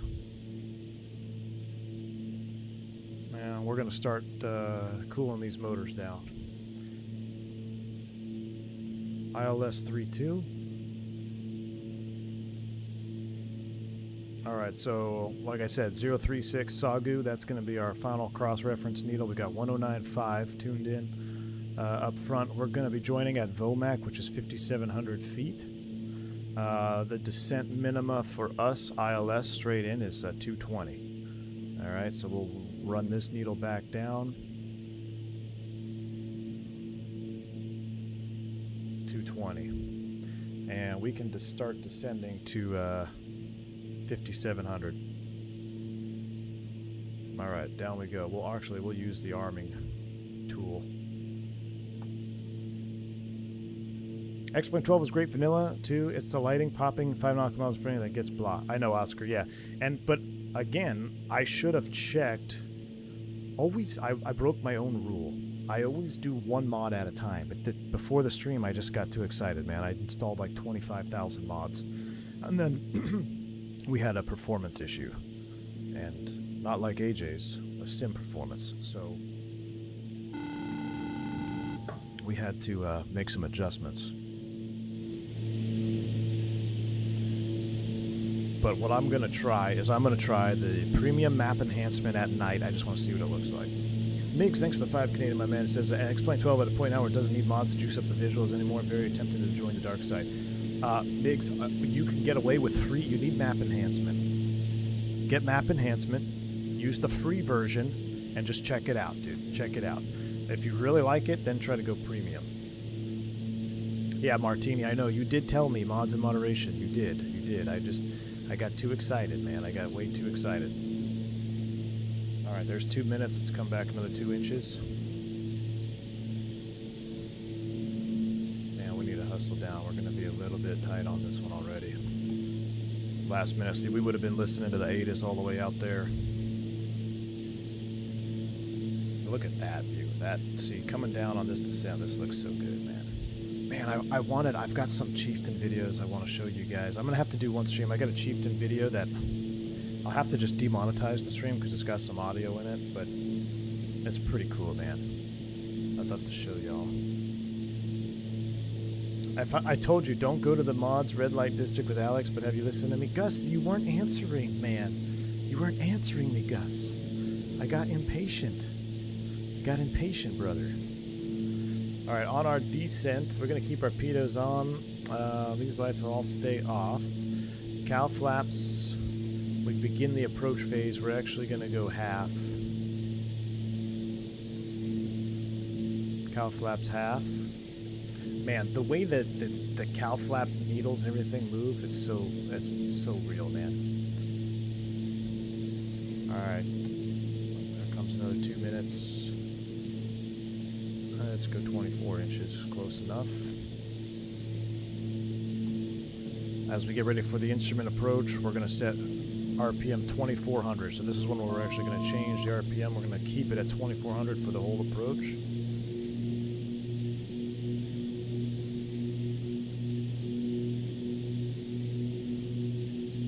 Impatient, hard to believe, I know. Okay, Gus, I need you after the stream to help me unscrew my sim. I need you to help me untinker. All I want is your boomer pack and my map enhancement pro. That's all I want. Alright, we're set for instrument approach.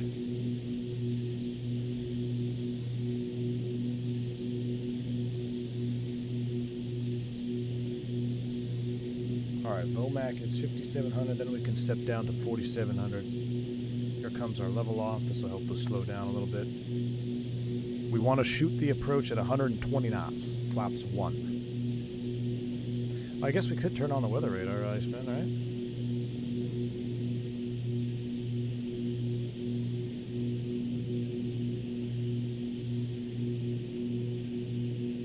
I might just be mapping terrain, right?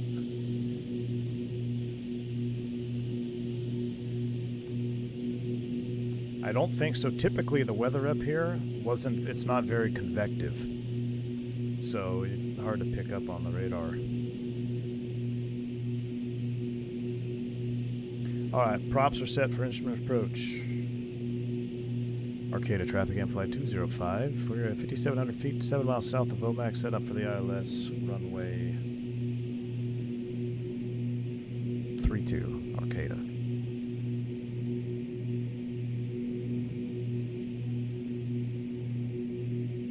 Alright, here comes 120 knots. 19 inches, looking pretty good. We'll get ready to join. We'll join on the aisle. We'll join on the GPS. Oh, is it gonna make me hold? It might. Can I delete your hold? Yes. Alright, delete the hold. The hold has been deleted.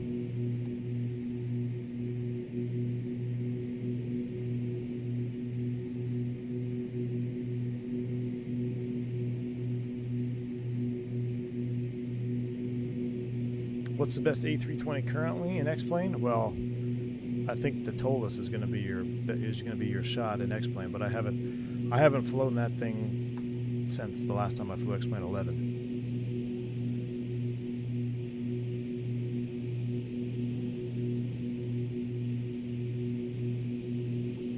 Come back a little bit, maybe 23. Also, now it looks visual. But the weather, see, this is where is kick-ass, because this doesn't appear to be very weathery. So now let's go ahead and break off. We can see where we're going. Heading mode. Bring those props back a little bit. Save the engine wear and tear. We're going to heading ourselves into Eureka.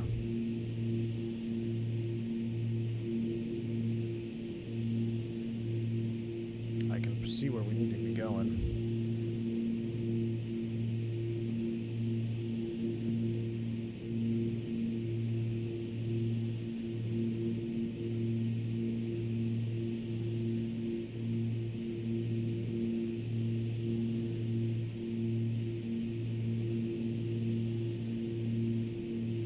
Hopefully we're not getting sucked into a X-plane weather phenomenon here.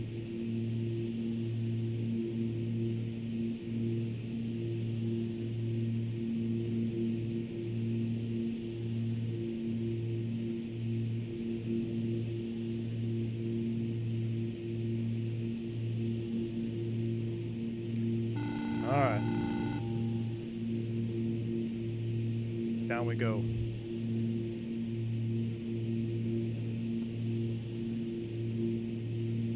Live weather is a little funky, and in X-plane right now, whoa, a little bit too much on that there, Chief. X-plane is a little funky on weather right now. Go back a couple hours, set the weather back a couple hours as well. That's fine. We'll stick with live weather. Just freaking nosedive there. I pressed and held the pitch down too much. I can see where we're going, though. I got Eureka in sight. It's much better to go this way anyway. Meg thanks for 5 Canadian exclusive for premium members. This weather isn't very weathery. D1 Livestream 2026. Yeah, I was getting all set up for a hardcore ILS to circle there, but Xplane decided to Xplane us, which is alright. That's alright. Yeah, it does need help in the live weather department. It does need help in the live weather department. We were stage cooled, so I'm going to go ahead and bring power back.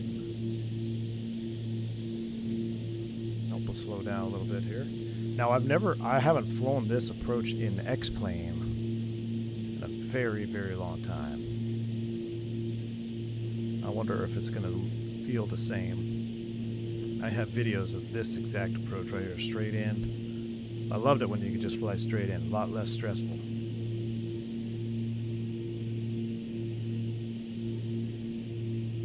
Alright, in the descent, let's get our ears off.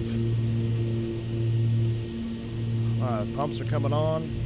How's our fuel tank? We're just above a quarter on the inboards. What are we looking at out here? Perfect. We'll go back to the outboards. Fuel tank pumps are going to stay on. Runway's in sight. Let's get her down.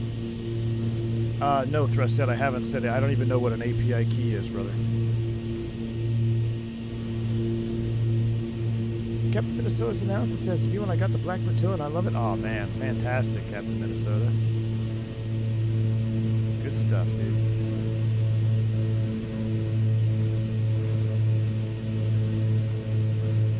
It will solve your knob assignments? What do you mean? Alright, here comes the white arc. Flaps approach. We'll try to keep us right there, about 120 knots as we're out. This looks good, though. This looks pretty dang good. See, these trees look good. Yeah, I'm gonna de-tinker my whole sim. I need to clean it up. We're gonna clean up the sim, go back to default Xplane 12, map enhancement premium, and lock in.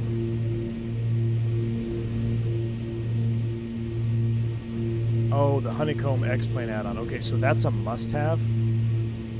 That's a must-have. Dang. All right, I'll have to figure that out. Gears coming down. All right, gears coming down. Lights are coming on. Pumps are on. A little bit of power there to counteract the drag. That's awesome.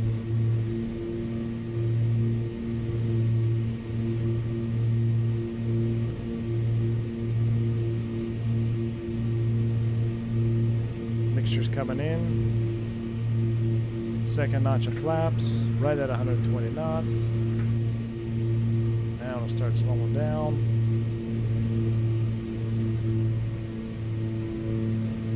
That looks spot on with the little creek right around it. Coming up to blue line, 110. Wait for that last notch of flaps still.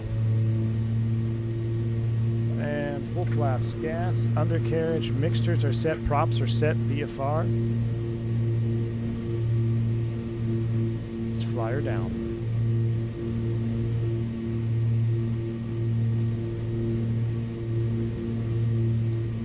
Bring it in. It's a short runway, so we're going to drop her in.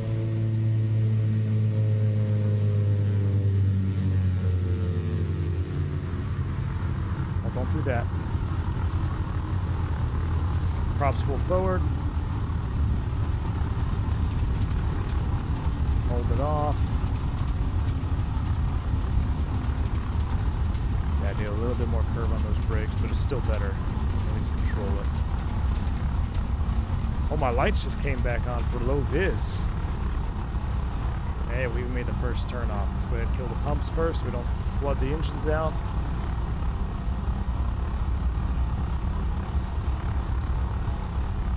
And we'll make a hard left here.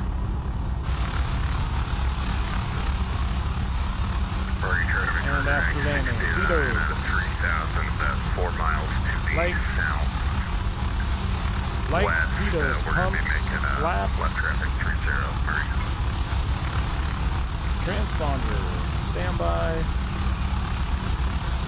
trim, reset for takeoff, cow flaps full,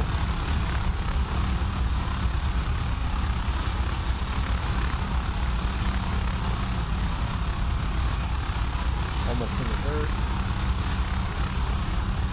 Taxi down here. Actually, is there an entrance over here? Is it? Yeah, we'll take that last entrance.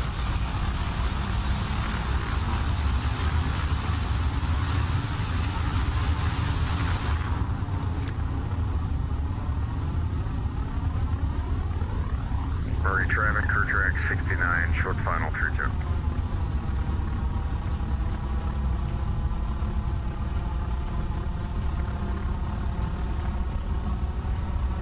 Oh, he's slipping it in. He's way. That's that MU2 thing.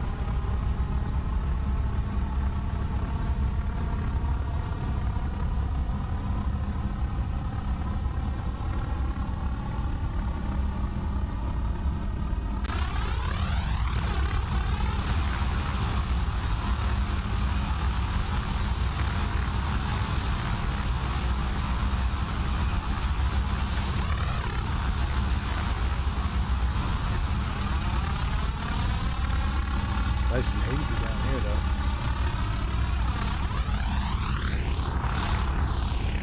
Yeah, you gotta drop it in short. It's a challenging little runway. Nice, down. And we parked over on this end here pretty much most of the time.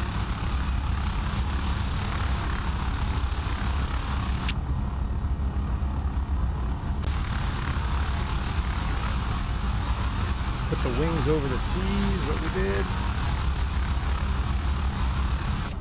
Excellent.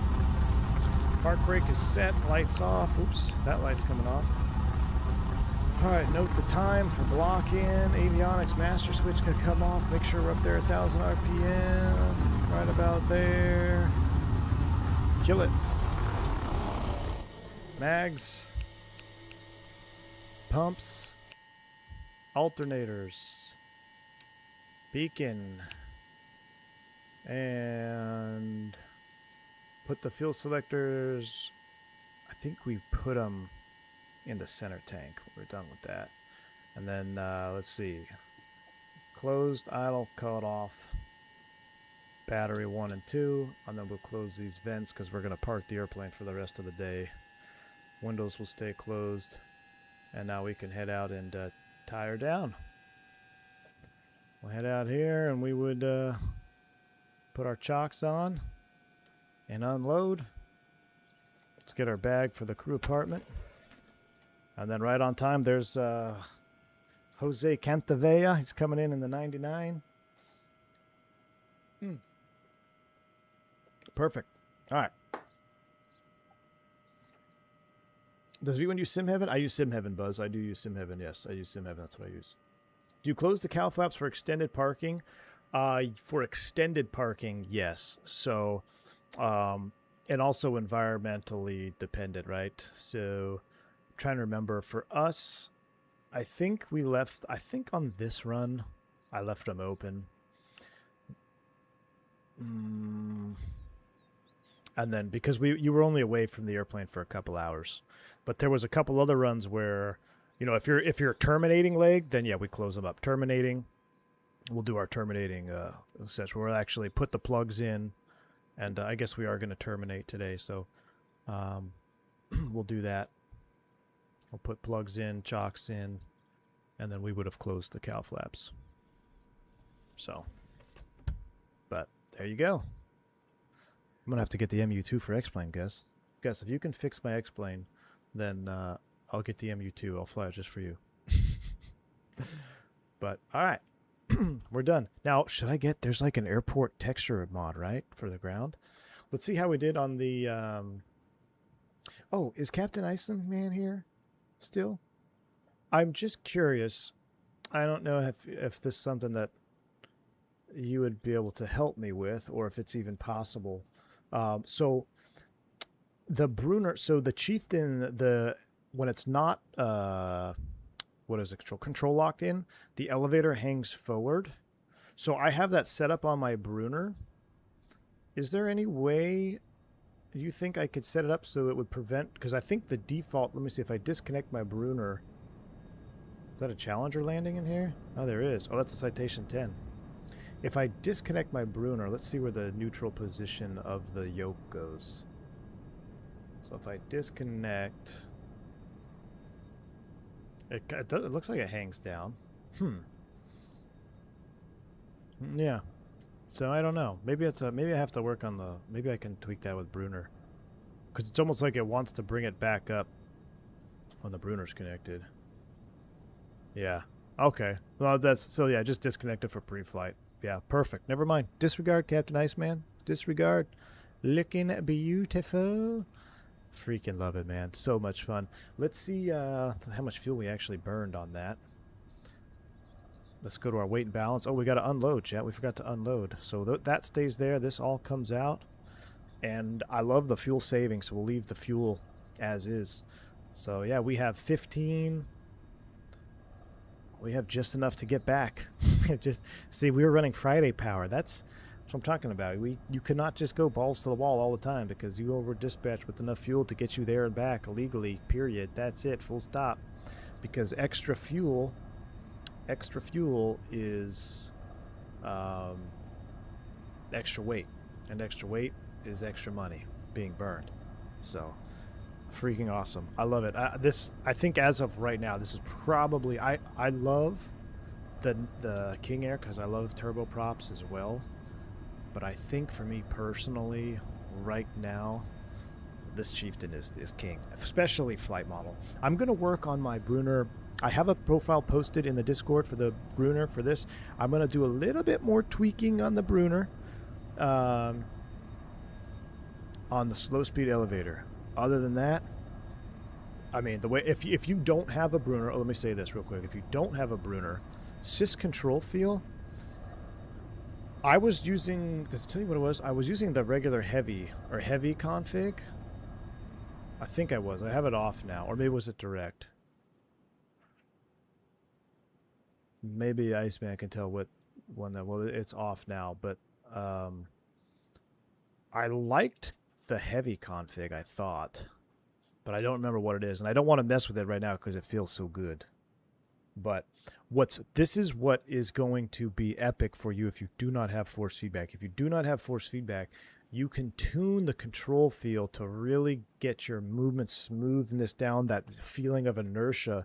You can lock it in even with the spring yoke. So this is pretty much game changing for the Xplane add-ons, because I don't know any other add-ons that has something like this. This is essentially what I use, or what I do with the Brunner in the Brunner software. The only reason I can't run both of them is if I turn it on, then this conflicts with the Brunner software, and I get the ailerons are like fluttering because the Brunner is telling the ailerons to turn, but syscontrol feels telling the ailerons to turn, so it gets all fluttery and weird. So I disable it.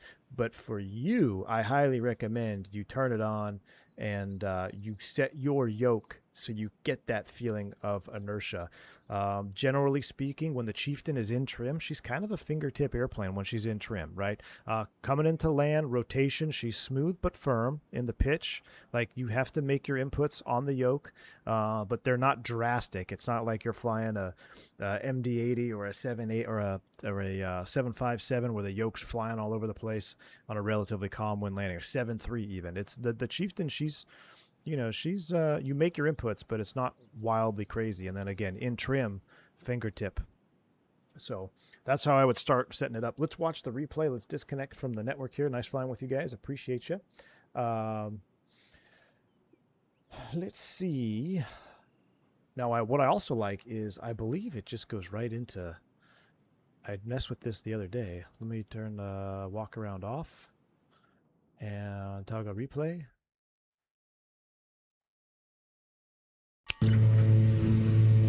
Everything works in replay as it should, with no issues. So, and then when you end replay, it turns right back off. Where can I get the sys feel? Very nice. Is there a bigger semi-modern GA piston twin? No. The Chieftain's the biggest, dude. If you're talking about an Xplane, no.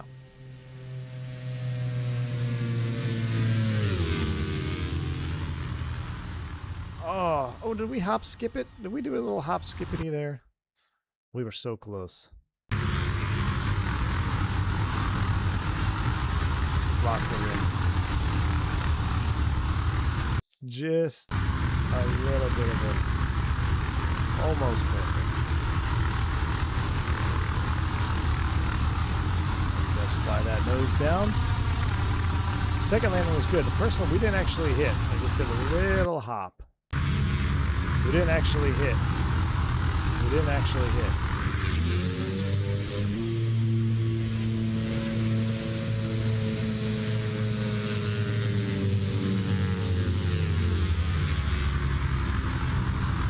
Didn't actually hit. Pretty good landing. Just before 1,000 footers, slowed it down.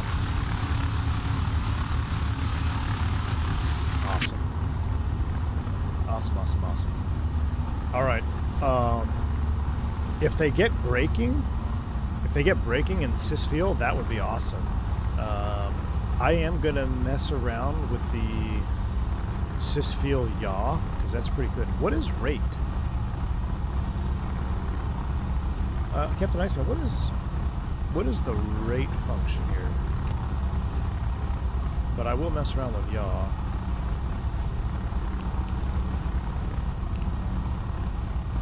So nice, you had to do it twice. One touchdown, one touchdown.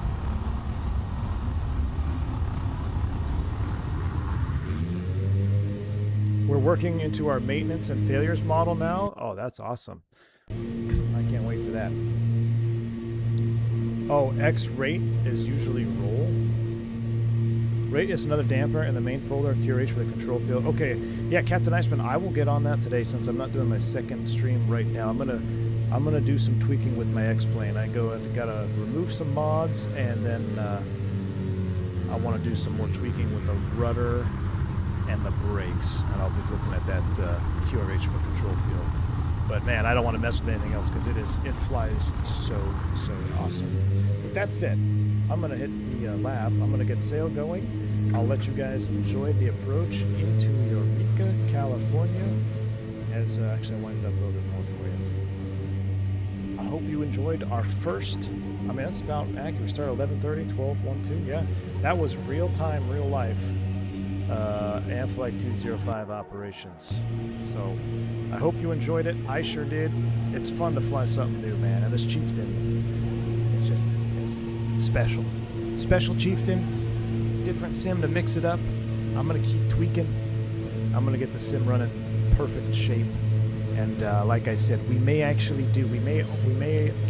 alternate our stream tonight. We may do King Air evening stream if I get my Xplane night set up. So, oh, you contacted me by DM and Discord? I'm sorry, Captain Iceman. Yeah, I typically don't respond to DMs, dude. It's freaking nuts. But thank you for hanging out with us in the stream chat. And if you have anything you want to contact me on, if you shoot me an email, I typically respond to those a little bit more consistently. So thank you all, though. Thank you, Captain Iceman. Thank you all for hanging out with me in the stream this afternoon. I hope you enjoyed it. Like I said, I will catch you all on the next one, either later tonight or tomorrow. But we're not back to work yet. Back to work this weekend. So we got a couple more streams before I have to get out of here. So we're going to get all the flying in while we can. And by the way, if you're a livery painter and you have the Chieftain, you should highly look at some Amflight cargo liveries. All right, you guys are awesome. Stay safe, stealthy on V1. See you.